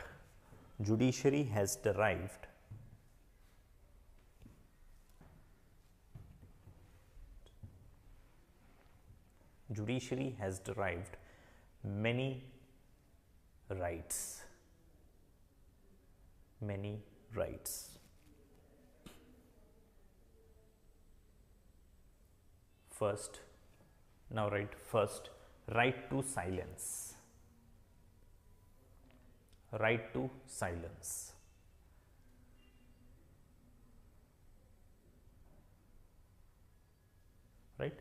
Right to silence. Next line में in 𝐵𝐸𝐸, BIJOE, 𝐵𝐸𝐸, in 𝐵𝐸𝐸 versus the state of Kerala case 1986. 𝐭𝐡𝐢𝐬 versus the state of Kerala case 1986 bracket में national anthem case. This is popularly known as national anthem case, right? Supreme Court held that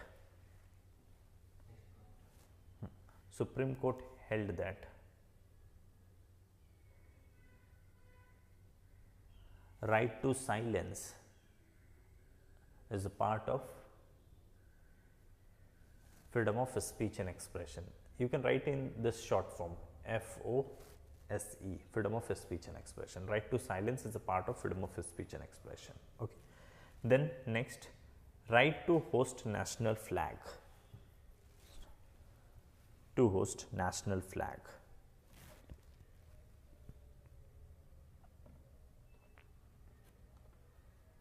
Right to host national flag.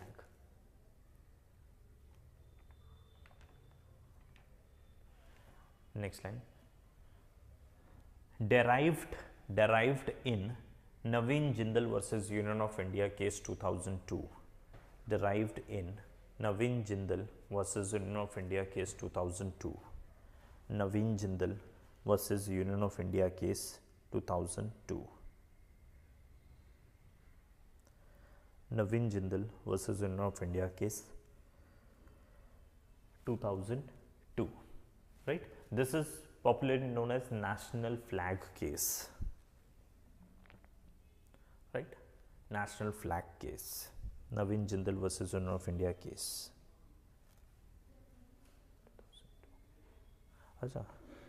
This is 2004. Sorry, mention it 2004. Okay. Then write right to press. Right to press.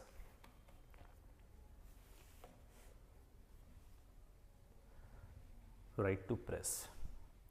In this, write Bennett, BENETT, Coleman. Bennett Coleman versus Union of India case. Bennett Coleman versus Union of India case 1973.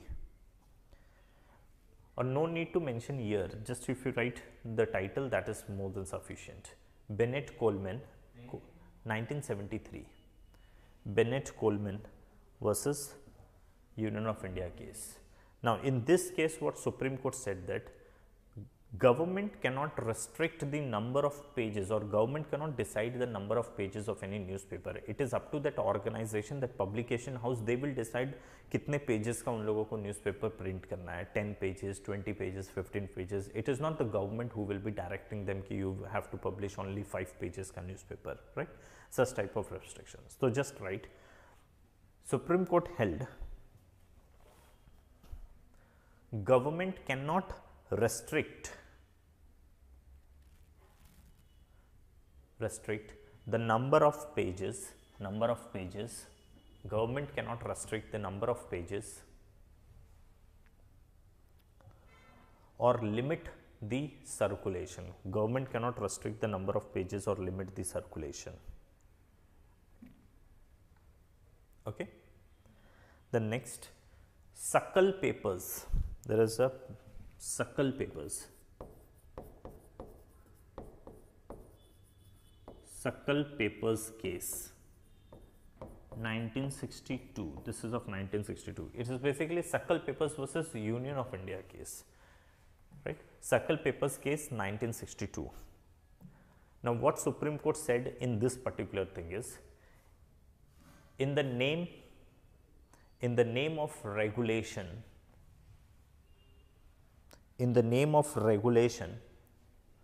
of commercial aspects,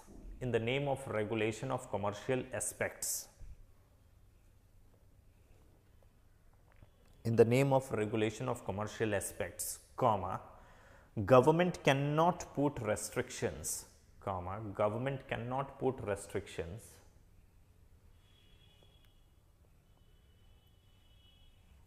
on newspapers.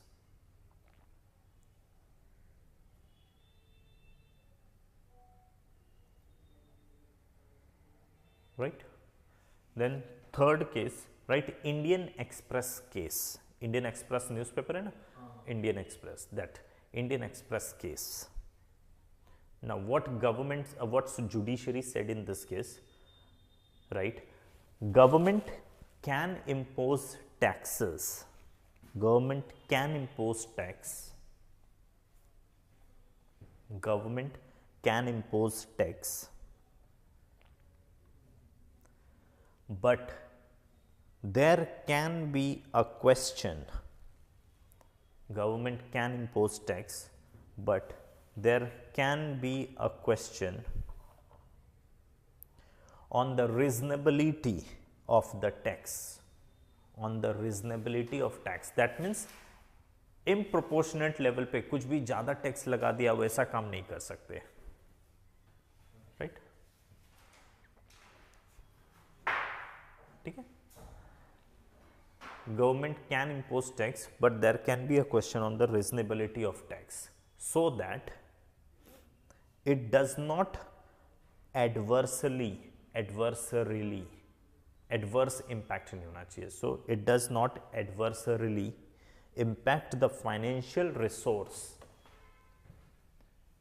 So that it does not adversely impact the financial resource or independence of the newspaper agency, financial resource of newspaper agency. Okay, so this is related to freedom of speech and expression, also related this basic rights.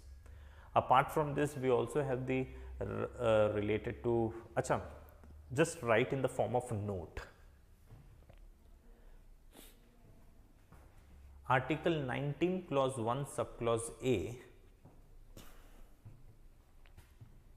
includes right to information.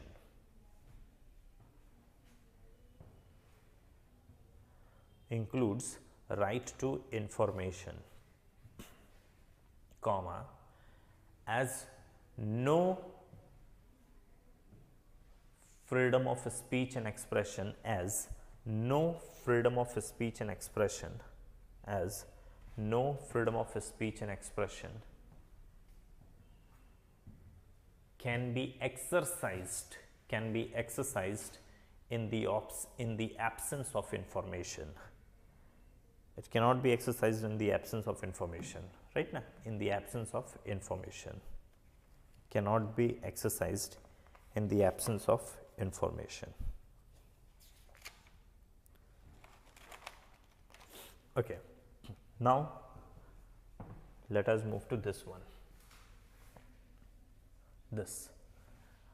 Now write Article 19 clause 1, clause A हो गया, now clause B. Article 19 clause 1 subclause B, right? Right to assemble, right to assemble peacefully without arms, right? Full stop. This right can be restricted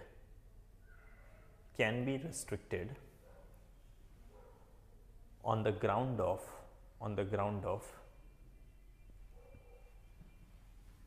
integrity, public order and sovereignty, yeah, or sovereignty. Integrity, public order or sovereignty as given in 19 clause 3, as given in 19 clause 3. Okay, as given in 19 clause 3. Now, right to assemble, does it include the right to protest, right? Does it include the right to protest? The answer is yes. It was in the 𝐼𝐸𝐿𝐴 Maidan case. Do you remember in 𝐼𝐸𝐿𝐴 Maidan, basically at 𝐼𝐸𝐿𝐴 Maidan, Ramdev Baba, he was protesting against the existing government of that time, Manmohan Singh government. There was an event that this protest was going on, and Ramdev Baba, he was actually leading that protest against the government. And then later that particular protest was actually targeted by the government, and the protesters, they were asked to move that particular place. Now the petition was filed before the Supreme Court, and the Supreme Court was of the opinion that no, the people, they have the right to assemble, and because they have the right to assemble, they have the right to protest. But of course, this cannot be arbitrary in manner, and government can frame certain guidelines with respect to some sensitive zone. That means you cannot do protest in the parliament, in the location of parliament building or somewhere there, but at some other place you have the right to do protest, right? Okay, so अब इसमें next line में लिखिए, next line में कि article 19 clause 1 sub clause B includes, article 19 clause 1 sub clause B includes right to protest, right to protest. It includes right to protest.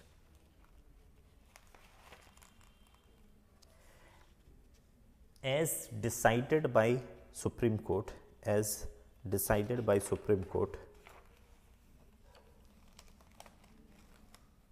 as decided by Supreme Court in Ramlila Maidan case, as decided by Supreme Court in Ramlila Maidan case.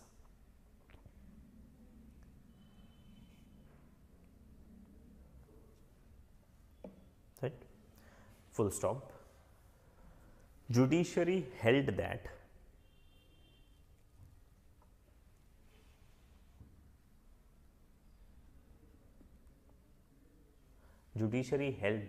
citizens have the right to protest. Citizens have the right to protest.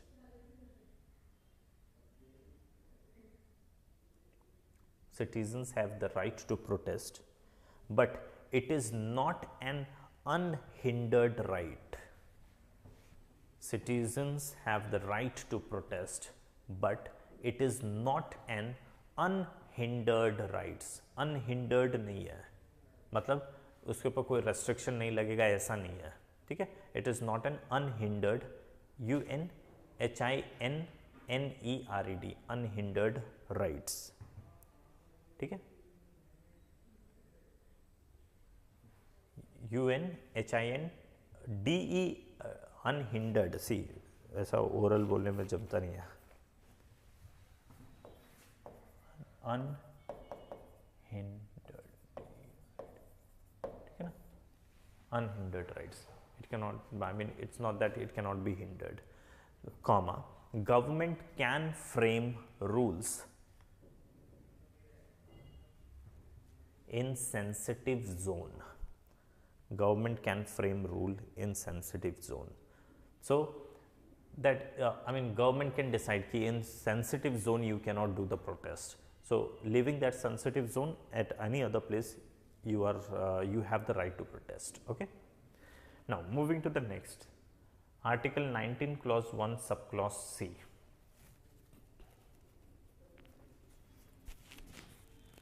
Article 19 clause 1 subclause C.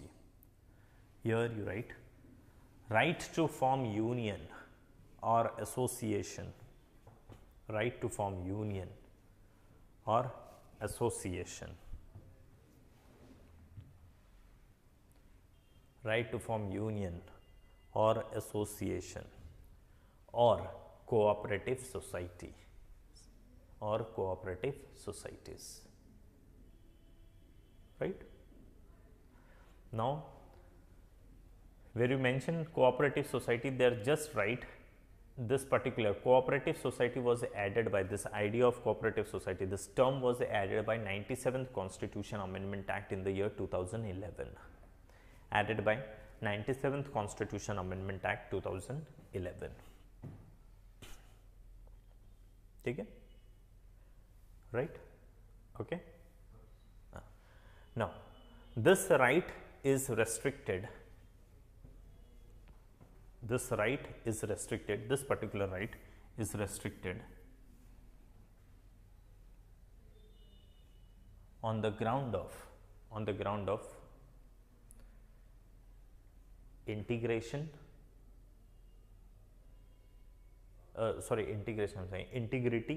integrity, public order, sovereignty, or morality. On either of this ground, the restrictions can be imposed. Okay, as given in Article 19 Clause 4, as given or mentioned in Article number 19 Clause 4. ठीक है, are given in Article 19 Clause 4. Okay, done. Okay, now full stop. On next line, just mention कि does this right include right to strike? Does this right include right to strike?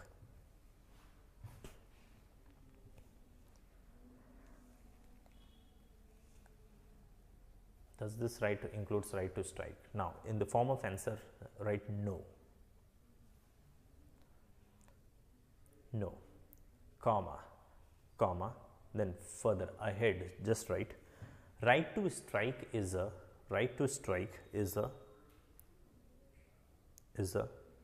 statutory right. STATUTORY.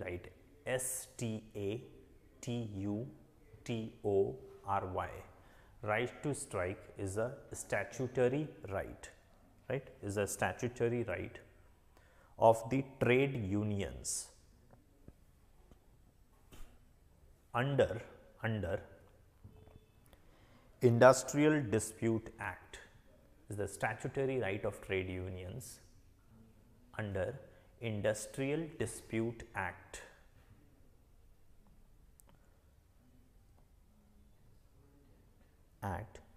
Which is given to them, which is given for them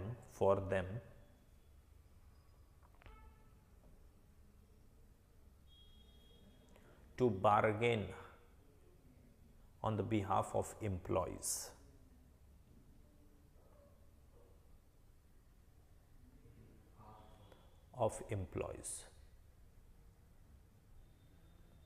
Comma, said by Supreme Court in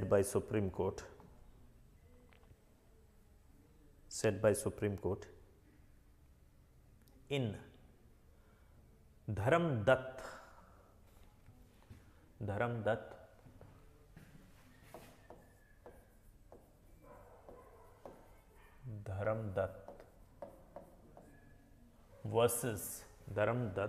versus Union of India case 2004. Dharamdatt versus Union of India case 2004. Okay. Now, next in the form of question, right? Do government servant have legal right to strike? We all know that right to strike is not the fundamental right, right? So this do not include right to strike. आपको union का form करने का power है, इसका मतलब strike करने का power नहीं है, राइट? सो स्ट्राइक नहीं कर सकते. स्ट्राइक कैसा राइट है? ये एक लीगल राइट है, right? But is this legal right available to the government servant?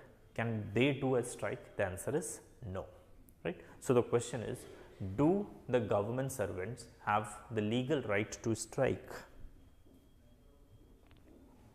Right? So in the answer form, write T.N. Rangarajan, T for tiger, N for Nagpur, Rangarajan, R-A-N-G-A-R-A-J-A-N, Rangarajan versus the state of Tamil Nadu case. Versus the state of Tamil Nadu case 2003, comma, government servants have no right to strike. Government servants have no right to strike. Okay, What about lawyers? What do you think? Do lawyers, they have the right to strike? Lawyers. Okay. Even they do not have the right to strike. Okay? So next point may just mention Harish Uppal. In Harish, H-A-R-I-S-H. Harish Uppal, U-P-P-A-L. Uppal. Yeah, Uppal versus Union of India case 2003. Comma. Even lawyers do not have the right to strike. Even lawyers do not have the right to strike. Even they do not have the right to strike. Okay? Okay. Now, do you know, have you heard the term band? Band.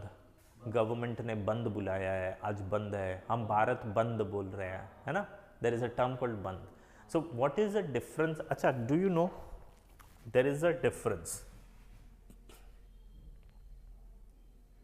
See, there is a difference between the term protest, strike, and band. This is B. Band.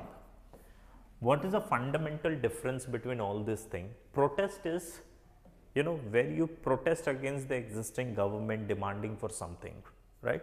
When you raise your voice against the government, either by assembling at one place, when you make demand to the government, okay?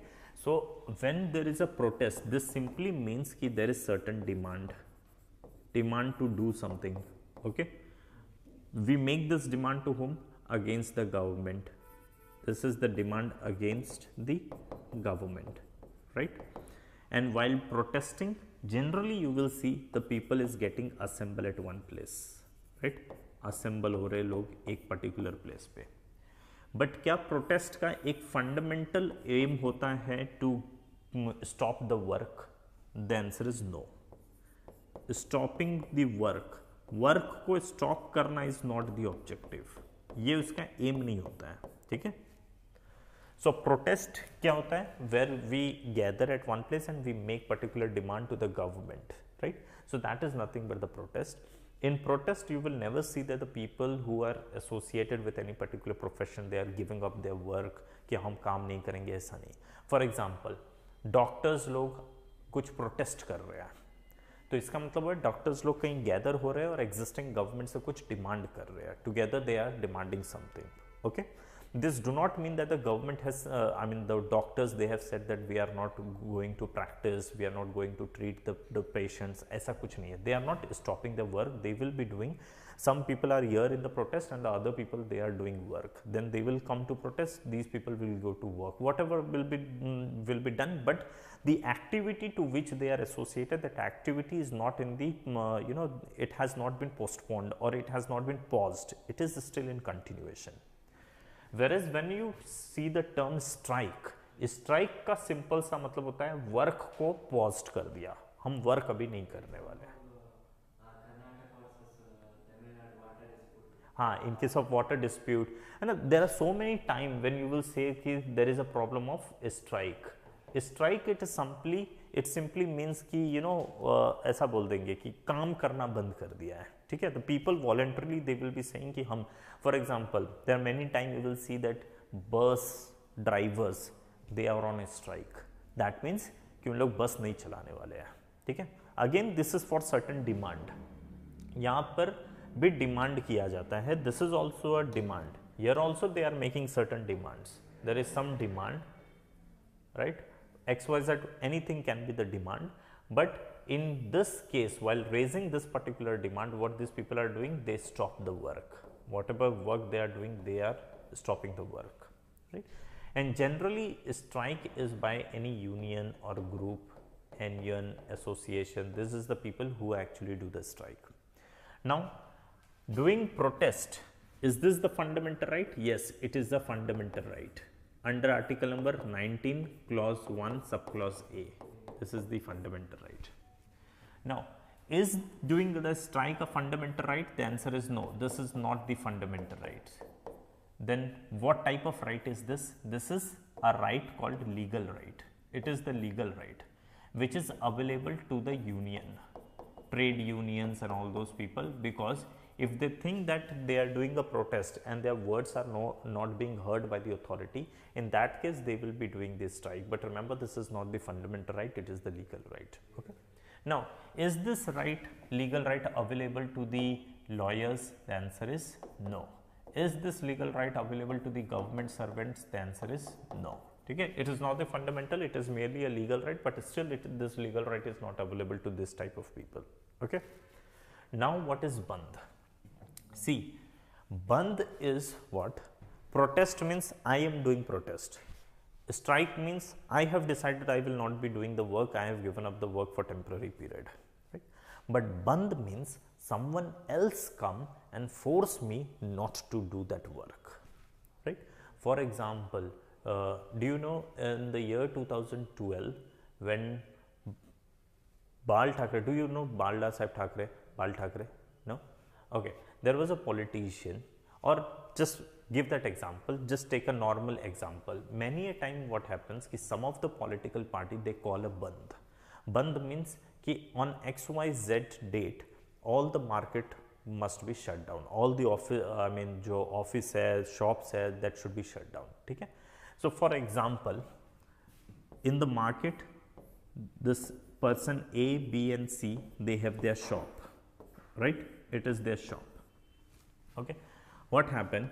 Ki BJP government, they came up with one bill, they came up with one law, right? So the Congress, Indian National Congress is against this law, they are against this law, right? So they have called for a bandh. Bandh means all the people A, B, C, whoever is against this law, whoever is in our favor, in the favor of INC, they all must shut their shop down. I mean, they must, shut their shutter. By this, they will be expressing their support to this bandh. They have called for a bandh, and if the people, they will drop their shutter, that means that they are supporting the Congress and they are against this particular law. Okay.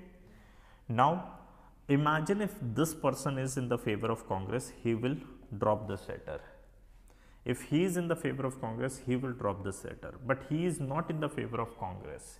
He is in the favor of BJP. He is in the favor of this particular law. So he will keep his shutter up, right? So all those people who will support the bandh, that means they are in the favor of Congress, they are against the law. The people who will be keeping the shutter open, that means they are in the favor of law. Okay. Now, imagine if the Congress people, they come to this particular person and they will forcefully ask him to shut this shutter, to drop the shutter, band karke rakho, right? So don't you think that this person who has been forcefully, he was willing to keep his shutter up, but now he has been forcefully made to drop the shutter, to keep the shutter down, right? So by this, do you think you are changing his opinion? See, imagine you have a shop in the market, okay? Imagine today all the people who are in the favor of BJP, they will keep their shutter up. All the people who are in the favor of Congress, the Congress has asked the people, ki all those people who are in our favor, keep your shutter down, okay? So all the people who are in the favor of Congress, they kept their shutter down. But you kept your shutter up. What does it mean? You are not in the favor of Congress, you are of BJP, right? That means you are in the favor of that law. Now imagine if Congress, some people, they come and they forcefully make you to shut down the shutter, to keep, put down the shutter. So don't you think that they are trying to, change your opinion? They are trying to change your idea. You are in the favor of the law, but now that you have been forced to change your idea, and by this, your freedom of speech and expression is actually being harmed, right? Agree with us? So because of this reason, what is bandh? Bandh is when we forcefully make someone to shut down the shutter, right? Or to give up the work for the day. That is called bandh. And bandh is actually against the freedom of speech and expression. यहाँ पर ये forcefully होता है, forcefully making people to change their opinion, making people to change their opinion. Okay, opinion आप change करवा रहे हो लोगों से। Okay, and this bandh is actually against the freedom of speech and expression. This is against freedom of speech and expression. Agree है ना? So this is what the Supreme Court was of the opinion. Supreme Court said in CPIM versus Union of India case, in that particular case, Supreme Court said that the band is against the freedom of speech and expression, and it is not the fundamental right. Okay, so just write down in one single line. In CPIM, CPI bracket में M, अच्छा, versus Bharat Kumar case है in CPI, this CPIM, right? CPIM versus Bharat Kumar case 1998. CPIM versus Bharat Kumar case 1998.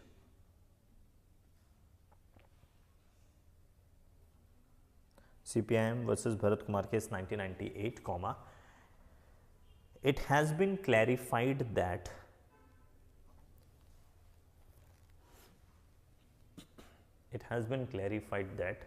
there is a legal right to strike. There is a legal right to strike, but no right to band. There is a legal right to strike, but no right to band. We have no right to band. You cannot call band. ठीक है जी? I mean, you cannot force people to do the band. Okay? So this is what was is said in this particular under this right. Okay? Now, right? Just mention this. Movement. Article 19, clause 1, subclause D. Article 19, clause 1, subclause D.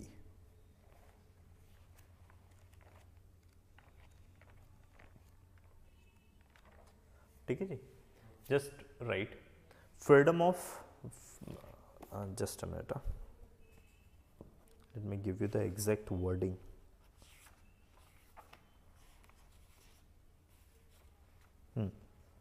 Right. Freedom to move freely. Freedom to move freely throughout the territory of India. Freedom to move freely throughout the territory of India.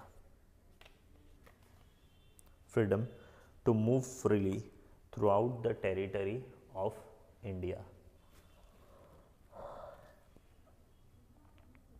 ठीक है? Throughout the territory of India. Now, full stop. This right is subject to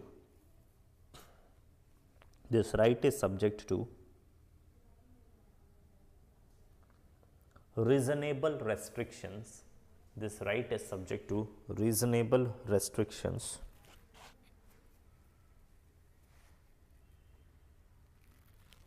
Reasonable restrictions either on the ground of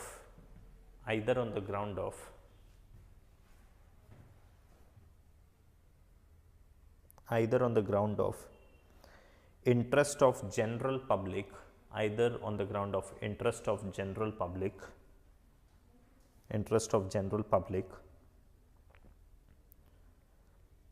or for the protection of the interest of scheduled tribes, That's it. Okay. Then right to reside or settle. Right to reside or settle in any part of the territory of India. Right to reside or settle in any part of the territory of India. Right to reside or settle in any part of the territory of India. Okay? Territory of India. Full stop. This right is subject to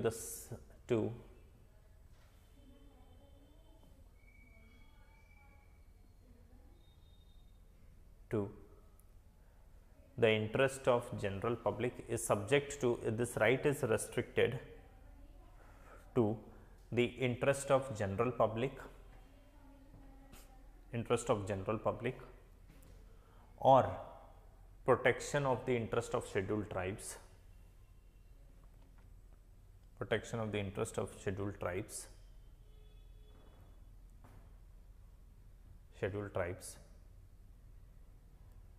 as given in Article 19 Clause 5,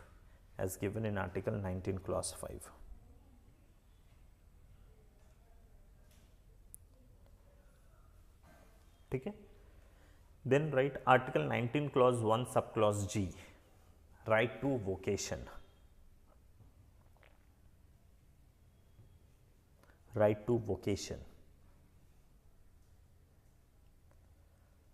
That is, to practice any profession,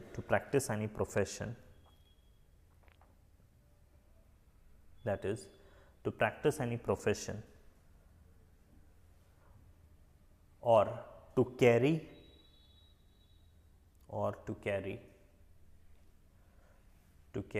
on any occupation,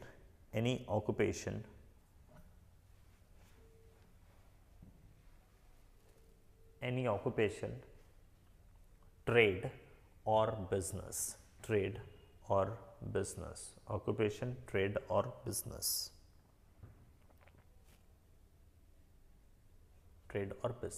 right? Full stop. Here write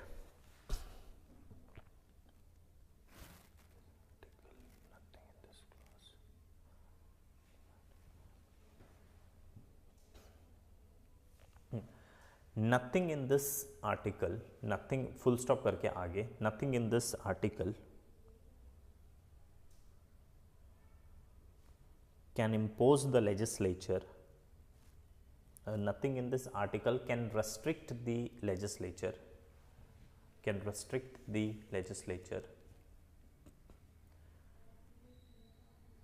from imposing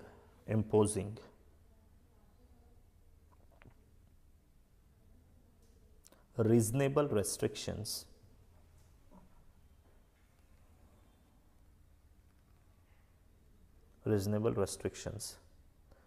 like specifying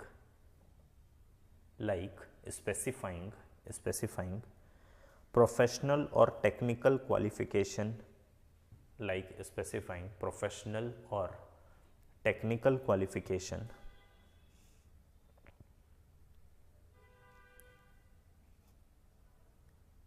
necessary for practicing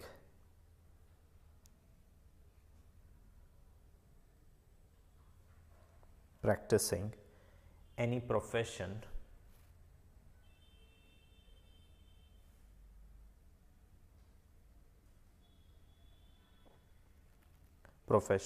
or carrying on any trade or occupation.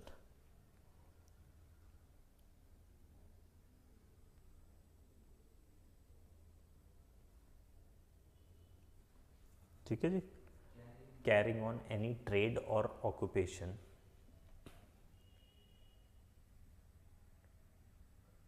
comma in the interest of general public, Done? Okay. So यहाँ तक तो हमने सब चीज़ लिख लिया. We are done with this all thing. Now what we have to discuss is, see, here we have some of the grounds. These are the grounds based on which the restriction can be imposed. Okay, but what happens based on this ground when government impose the restrictions? For example, take an example, these two grounds: security, sovereignty and the integrity of India, or security of the state. On this ground, the government has imposed the restriction on the freedom of speech and expression by making the law related to sedition, right? There is something called sedition, and this particular sedition law is in question. The question is कि government ये sedition law के through लोगों के freedom of speech and expression को limit से ज़्यादा control करती है या लिमिट से ज़्यादा रेस्ट्रिक्ट कर देती है, causing a chilling effect on Article 19. Okay, so see, there should be a balance. There should always be a balance. Article 19 and some other rights के बीच में कोई भी अगर क्लैश होगा तो वहाँ पर आपको बैलेंस बनाना है. राइट्स एंड रेस्ट्रिक्शंस के बीच में you have freedom of speech and expression, you have right to speak, right. On the other hand, government has the right to impose certain restriction on your right, so that you will not exercise your right in any arbitrary manner, causing any disturbance in the society. For nothing wrong to happen in the society, the government can impose a restriction, but this restriction must be only to a limited extent. मतलब उतना ही restrictions लगाओ जितना required है. Required से ज़्यादा restriction नहीं होना चाहिए, उतना ही रेस्ट्रिक्शंस लगाओ जितना ज़रूरी है देश के स्मूथ फंक्शनिंग के लिए. ओके, तो जैसे ग्राउंड है sovereignty and integrity of India, security of state, on these ground the government can impose restriction. तो क्या हुआ, गवर्नमेंट ने लगा दिया सेडिशन वाला एक restriction. Government said we have impose this restriction on the ground of sovereignty and security of the state. Okay, so because of this we are imposing a restriction on the freedom of speech and expression. But now the question comes कि this particular sedition is casting overwhelming shadow, or you can say overwhelming restriction on this particular right. तो यहाँ पर clash आ रहा है, there is a clash. ठीक है, so sedition law को इसीलिए unconstitutional बहुत लोग कहते हैं, but the judiciary has yet not expressed this particular law as a unconstitutional. See, Article 19 says to me, do not speak against the country, right? Do not speak against the security of the state. But now let us see what is sedition. Sedition is generally when I speak against the government. That is called sedition. Okay, when I speak against the government with an intention, with an attempt to overthrow the government, that is called sedition. Okay, मैं सब लोगों को भड़का रहा हूँ, भाई लोग मिलकर सरकार गिरा देंगे, मोदी को छोड़ेंगे नहीं, ये नहीं करेंगे, वो नहीं करेंगे. This is what I am saying to the people, right? So what is the intention? I am against the government, I am invoking people against the government. The intention or the attempt is to overthrow the existing government, the stable or the existing government, the government which has been set up by the law. Okay, so this is sedition. But the question is कि Article 19 has restricted me from speaking against the country. Here am I talking against the country? Am I speaking against India? What do you think? If I speak against Modi government, does it amount into speaking against the country? No, na? Of course, everyone has the authority. We are in democracy, and in democracy everyone has the right to speak against the government. If you do not think that the government is working properly, if you think there is some malfunctioning or something inappropriate going on in the government, you have the right to speak against the government. Either you can speak against the functioning of the government or against the policy of the government, programs of the government, everything. You have the right. This is democracy. Democracy in the form of value. This is what is the democracy. Okay, but Article 19 has actually restricted me from speaking against the state, against the country. Now I am speaking against the government. They say this is sedition, Rajdroh. This is sedition. But is sedition actually related to Article 19 clause 2? No, because Article 19 clause 2 तो actually देश के खिलाफ बोलने से रोकता है, सरकार के खिलाफ थोड़ी. तो अगर मैं सरकार के खिलाफ बोल रहा हूँ, if there is any law restricting me from speaking against the government, that is unconstitutional. That is not according to Article number 20. So the question is कि भाई उसको unconstitutional declare करना चाहिए. लेकिन the government says कि नहीं, this is according to Article number 19 clause 2. And second thing, they are of the opinion that there must be some similar type of law. Such type of law is required for the functioning of the government. Otherwise, government will turn into unstable. This will turn unstable.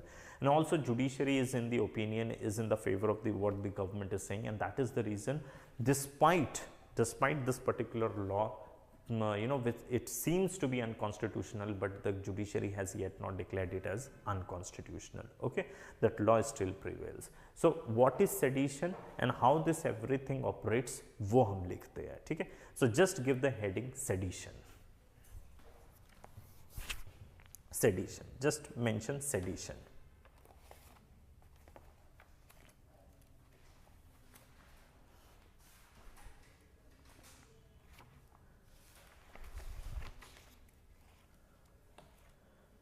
ठीक है जी. Sedition. Now first of all, what is sedition? Write a question. What is sedition?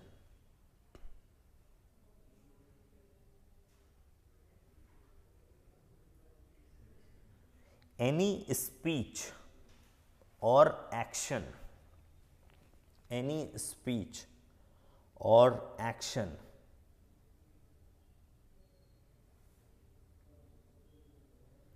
that brings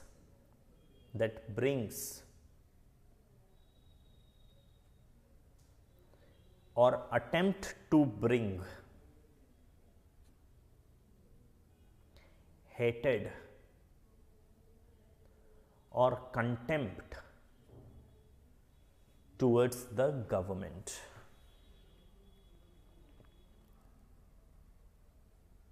Towards the government. Right? Now, on next line, in next line just write, in Kedarnath versus state of Bihar case 1962, in Kedarnath versus state of Bihar case 1962,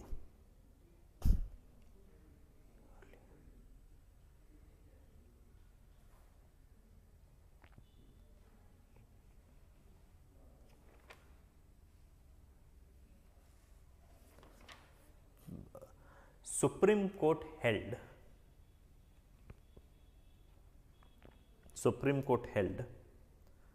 a citizen has the right to say or write whatever he likes. Citizen has the right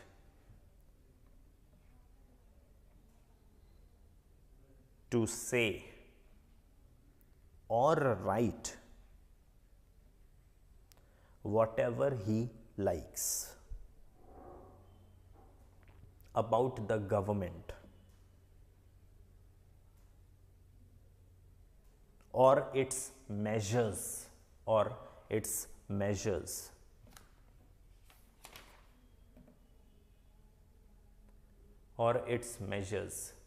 by way of criticism,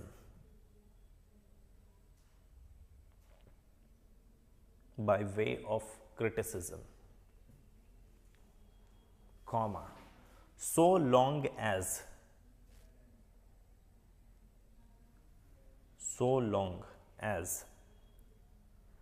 he does not incite, INCITE, he does not incite people to violence against the government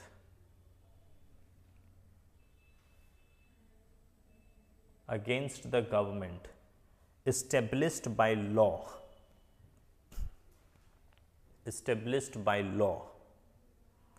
or with the intention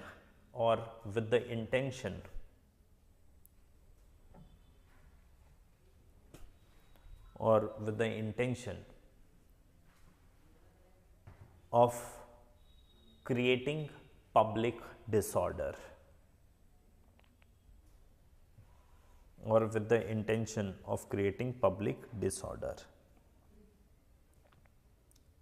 ठीक है, full stop.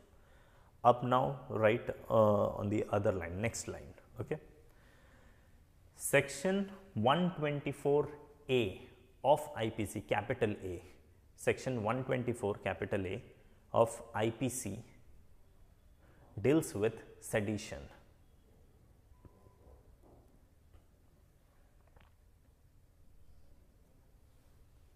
Right? Next line. Original draft of IPC original draft of IPC,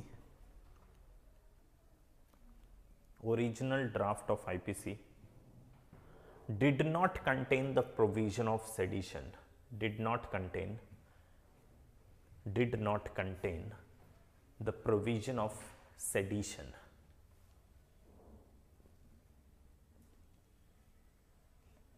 Full stop. It was inserted, it was inserted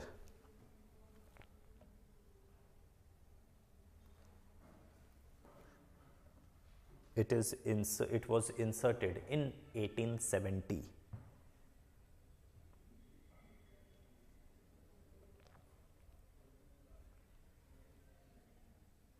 Right. Then next, it prescribes the punishment, it prescribes the punishment, it prescribes the punishment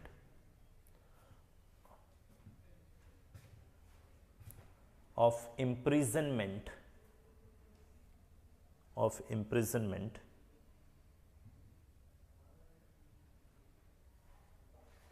3 years to life imprisonment, of 3 years to life imprisonment.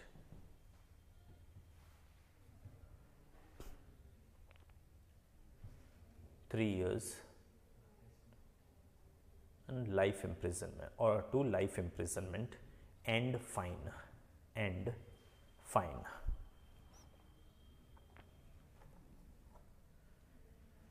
Sedition has been made, sedition has been made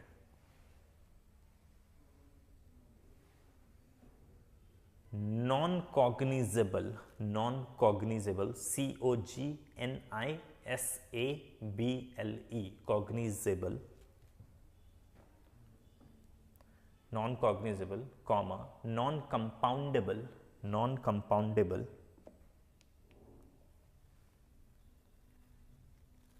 compoundable, and non-bailable offense, and non-bailable offense.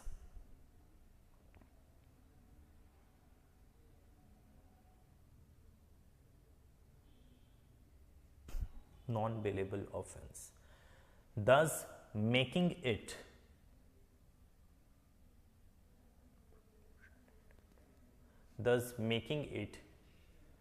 in proportionate, it is not proportionate to the offense, it is in proportionate to the offense,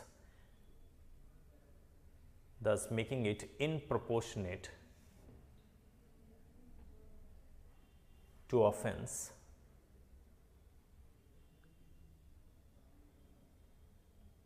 and unjust.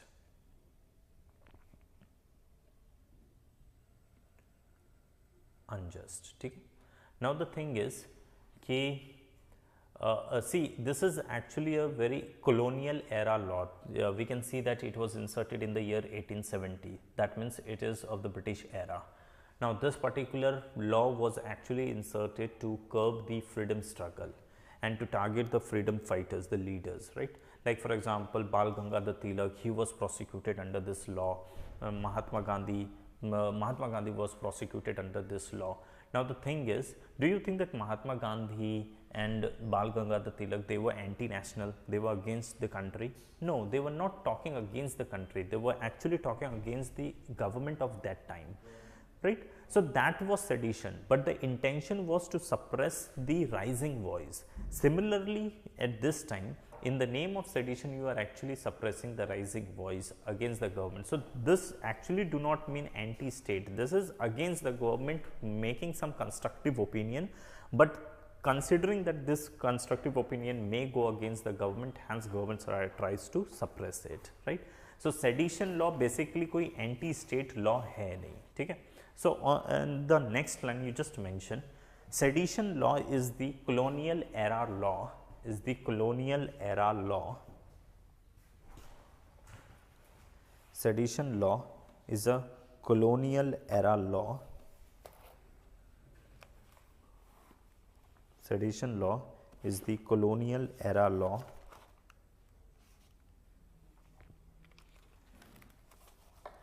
is the colonial era law used by the government is the colonial era law used by the government to target the freedom struggle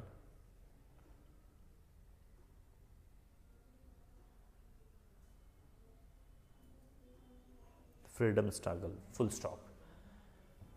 It was applied against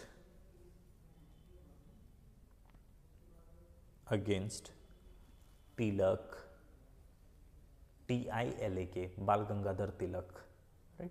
It was applied against Bal Gangadhar Tilak, comma, Mahatma Gandhi, full stop.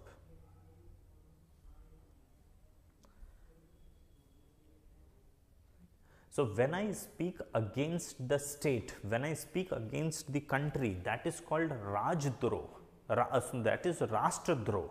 And when I speak against the government, that is Rajdroh.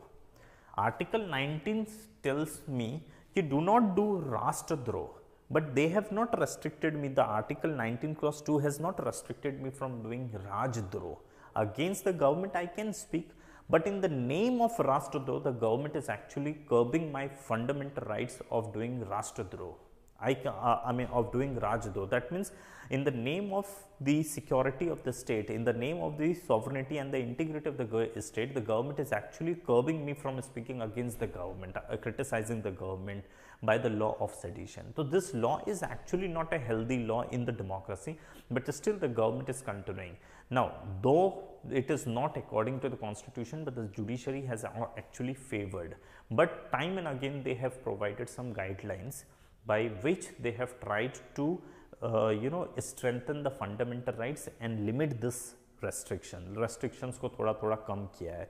That is in the Kedarnath case, and the next one is the Balwant Singh case, that is Balwant Singh versus the state of Punjab case. ठीक है, तो just write the next case. Okay, that is Balwant Singh versus the state of Punjab case. What Supreme Court said in this case, right? Supreme Court said, merely raising anti-India slogan, just by raising an anti-India slogan, merely, M-E-R-E-L-Y, merely raising, R-A-I-S-I-N-G, raising anti-India slogan,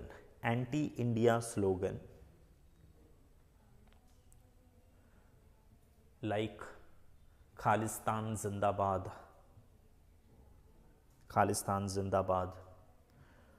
or Hindustan Murdabad,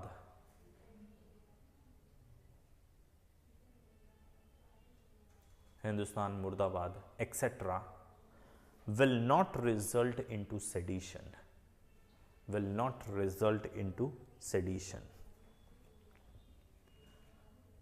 Until and unless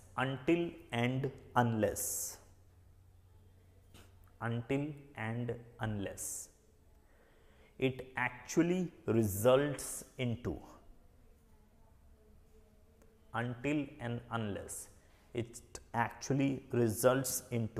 somebody committing the offense.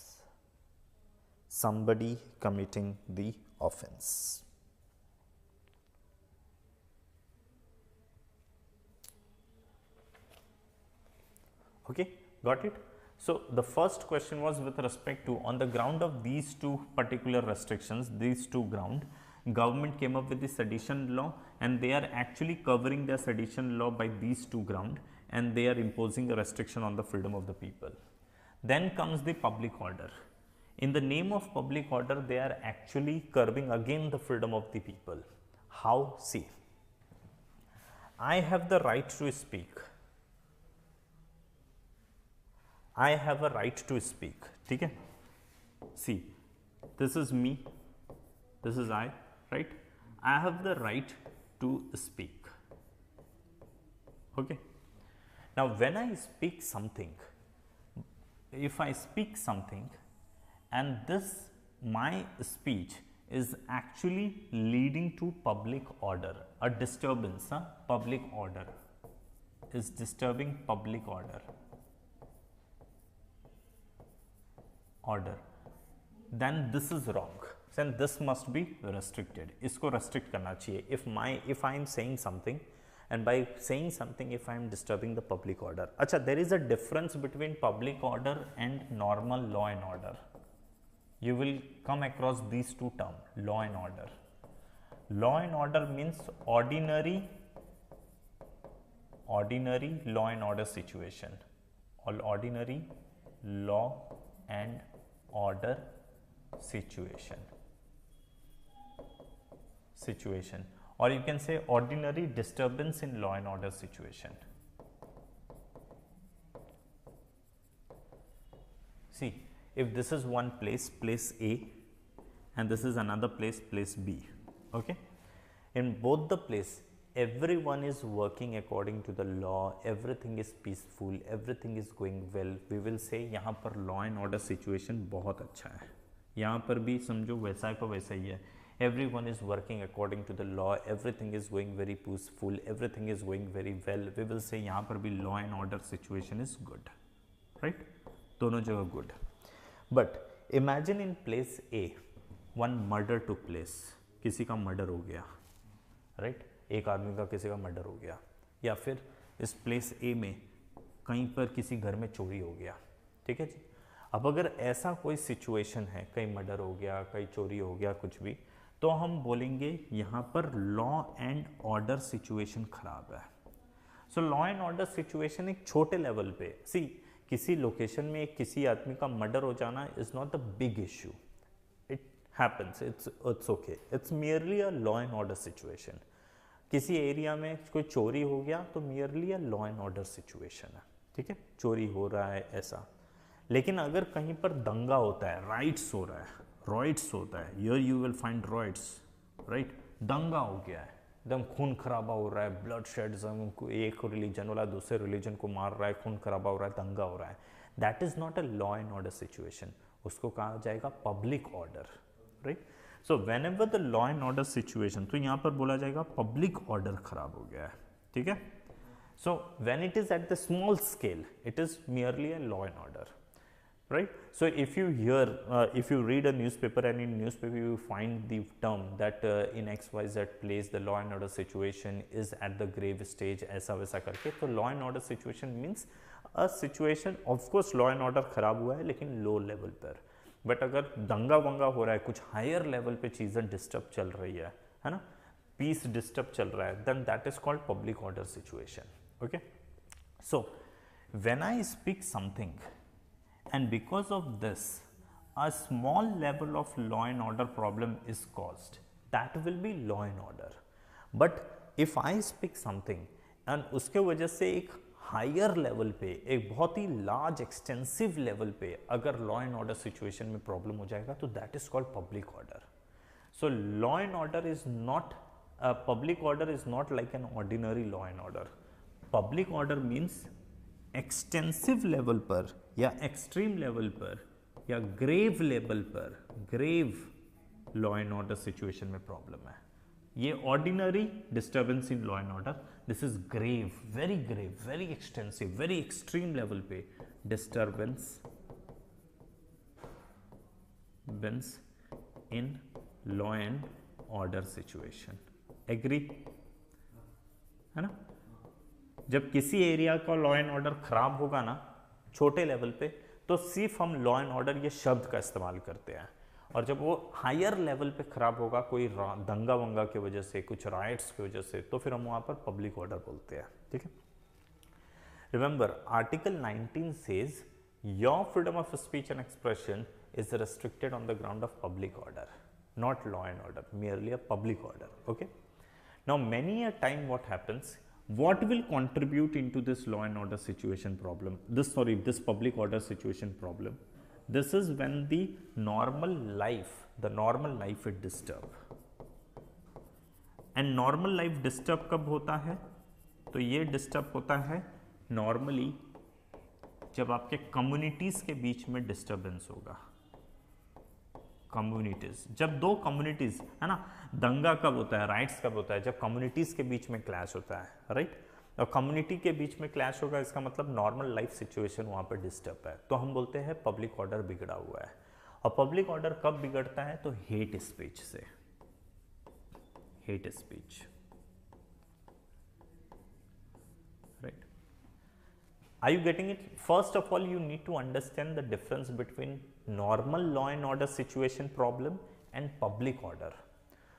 Law and order कब ये term use किया जाता है, ये term use किया जाता है जब छोटे लेवल पर किसी एरिया का लॉ एंड ऑर्डर सिचुएशन खराब है, और जब किसी एरिया का हायर लेवल पे लॉ एंड ऑर्डर सिचुएशन खराब होता है तो हम बोलते हैं public order.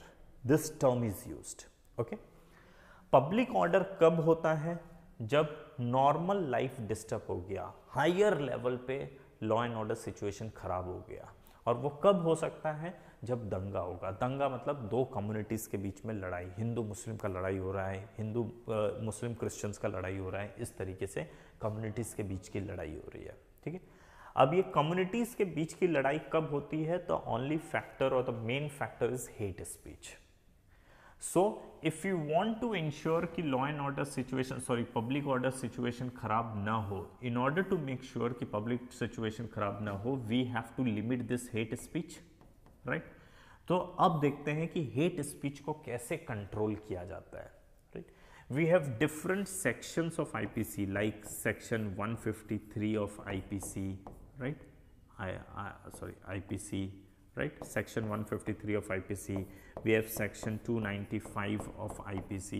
These are different sections, like we have section number 123 of Representation of People's Act, right? Representation of People's Act. These are the different sections which actually are dedicated towards limiting this hate speech, okay? Hate speech को रोकना target है। अब hate speech अगर offline mode में हो रहा है तो ये है, लेकिन इसके अलावा अगर ऑनलाइन मोड में if someone is doing a hate speech, तो उसको रोकने के लिए we were having the section 66A of Information and Technology Act, right? Earlier there was 66A of Information and Technology Act of 2000, but this act was nullified, या फिर इसको null and void declare कर दिया था judiciary ने। तो उसके बाद में अब हमने एक है ना, एक स्वामीनाथन करके कमेटी बनाया था। That committee has given certain guidelines with respect to the online how you can restrict the hate speech and all those things. But remember this restrictions what you cast is good because this is ultimately preventing the hate speech, but this must not be in proportionate. अगर ये in proportionate हो जाएगा ना, तो फिर एक व्यक्ति का freedom of speech and expression के ऊपर चिलिंग इफेक्ट आता है, ओके। और ये देखा गया है कि हमारा जो लॉ है ये एक्चुअली इसके ऊपर चिलिंग इफेक्ट कास्ट कर रहा है। कैसे, ये बताता हूँ, आप पहले लिखते चलिए, then you will get everything to know, understand. Just give the heading public order, public order, right? It should not be equated, it should not be equated, it should not be equated with ordinary law and order situation. It should not be equated with ordinary law and order situation.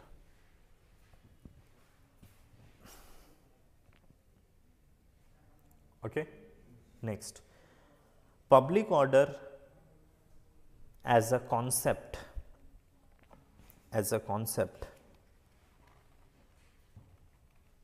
public order as a concept will apply only when, public order as a concept will apply only when,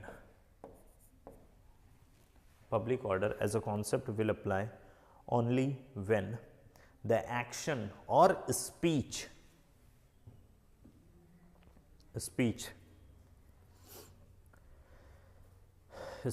can seriously harm the public life, can seriously harm the public life. Bracket में mention, in bracket you write way of life, that is that is relations among the different communities, that is relation among the different communities.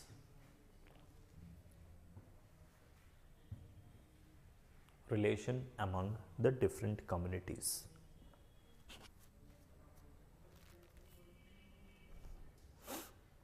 ठीक है?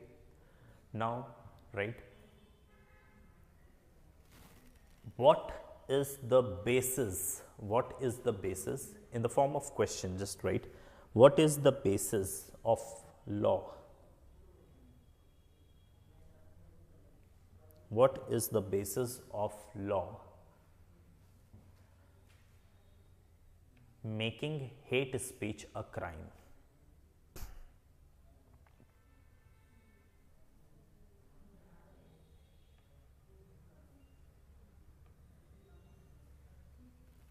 Right?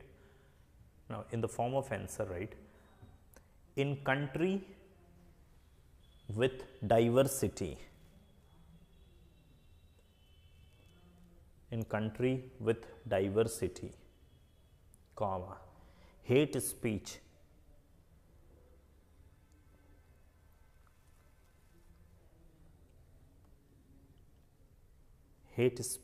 law aims at protecting, hate speech law aims at protecting first vulnerable section,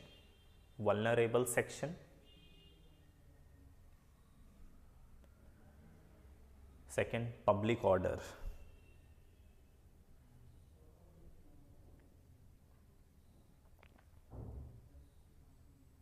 right? Then next line में even United Nation declaration, UN declaration, even UN declaration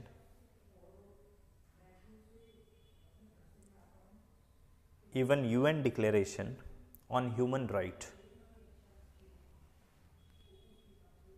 comma, an international convention on civil and political right,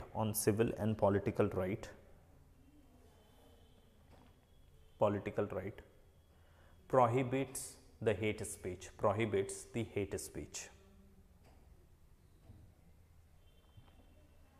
right? Then write about this. What is the situation in India? India का situation क्या है? That means what are all laws are right now prevalent in India in order to limit the hate speech, okay, restrict the hate speech. So write in the form of question, what is the situation in India? Right. Hate speech is the crime, yeah, is an offense. Hate speech is an offense under section 153A of IPC, is an offense under section 153A of IPC, okay. Just put a dash और इसके आगे आप लिखिए, ठीक है. It penalize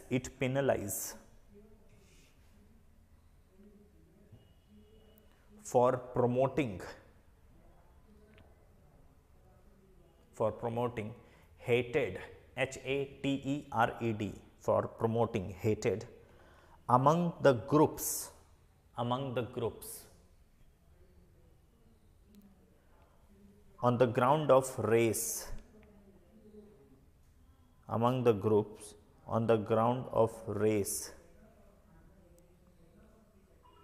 religion, language, etc. On the ground of race, religion, language, etc.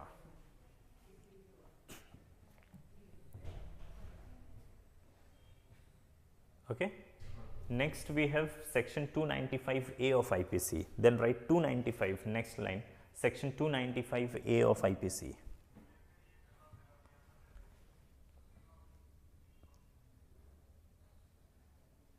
Now, ये क्या बोलता है? डैश मार के आगे, hate speech is a punishable offense. Hate speech is a punishable offense. Hate speech is a punishable offense if there is any speech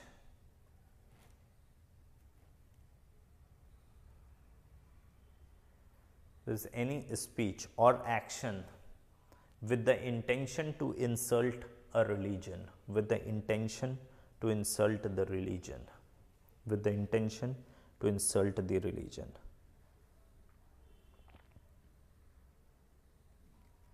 ठीक है? Then section 123A of IPC, section 123 of not IPC, this क्या बोलते हैं, Representation of People's Act 1951.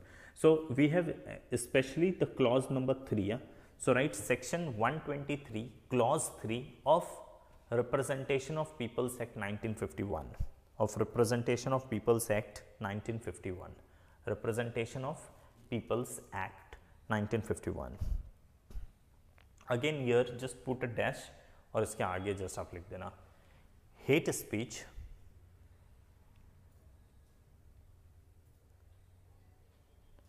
is a corrupt practice.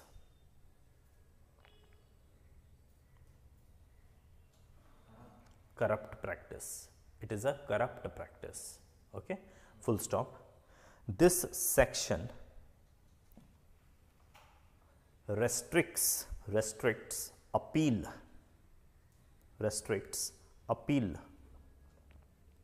on the ground of religion, comma, race, comma, caste, comma, community, comma, language in election. Okay, so that means in election you cannot make an appeal on the ground of race, religion, I mean caste and all those things. That ऐसा नहीं बोल सकते कि Muslims लोग इकट्ठा हो जाओ, हिंदुओं के खिलाफ लड़ना है, ये करना है, वो करना है. मुस्लिम बोल कर सबको इकट्ठा नहीं कर सकते. नाउ से क्या हिंदू बोल के सब लोगों को इकट्ठा किया जा सकता है? See, you cannot appeal to your voters on the ground of religion. That means Muslim religion के ground पे, Islam के ground पे you cannot consolidate your vote. But can you consolidate vote on the ground of Hinduism? Yes, ये allowed है. आप हिंदू बोलकर हिंदू धर्म के नाम पर आप वोट मांग सकते हैं, मुस्लिम धर्म के नाम पर नहीं मांग सकते. ऐसा क्यों? क्योंकि सुप्रीम कोर्ट ने बोला कि हिंदू अपने आप में धर्म है ही नहीं. Hindu is the just a way of life. Hinduism is not a religion because there is no the creator of this or the starter of this particular religion. There is no one who has started this religion. There is no one point from on which this particular religion took its birth, yes, started. And because it is not a religion, it is way of life, hence you can ask for a vote on the ground of Hinduism but not on the ground of Islam or any other thing. Okay? So it was actually Supreme Court in Prabhu Kunte case, which is popularly known as Hindutva case. So just write in the form of note, just write a note और वहाँ पर आप mention कर लेना, एक ही line है. In Prabhu, Prabhu, Prabhu versus Kunte, Kunte, Kunte, okay, Kunte, Kunte case, bracket में Hindutva case, Hindutva. This is popularly known as Hindutva case. Bracket close, comma. Supreme Court held that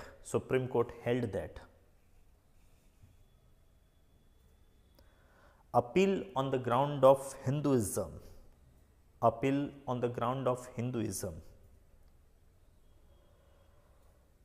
will not be subject to corrupt practice.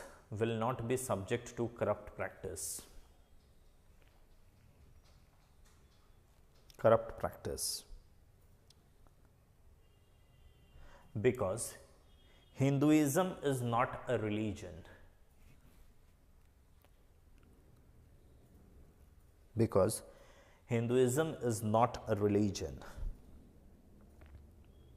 Comma, it is a way of life. it is a way of life.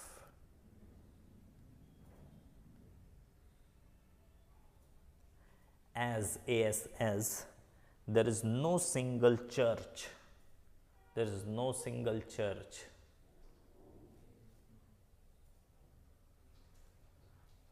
comma, there is no single religious book, there is no single church, there is no single religious book,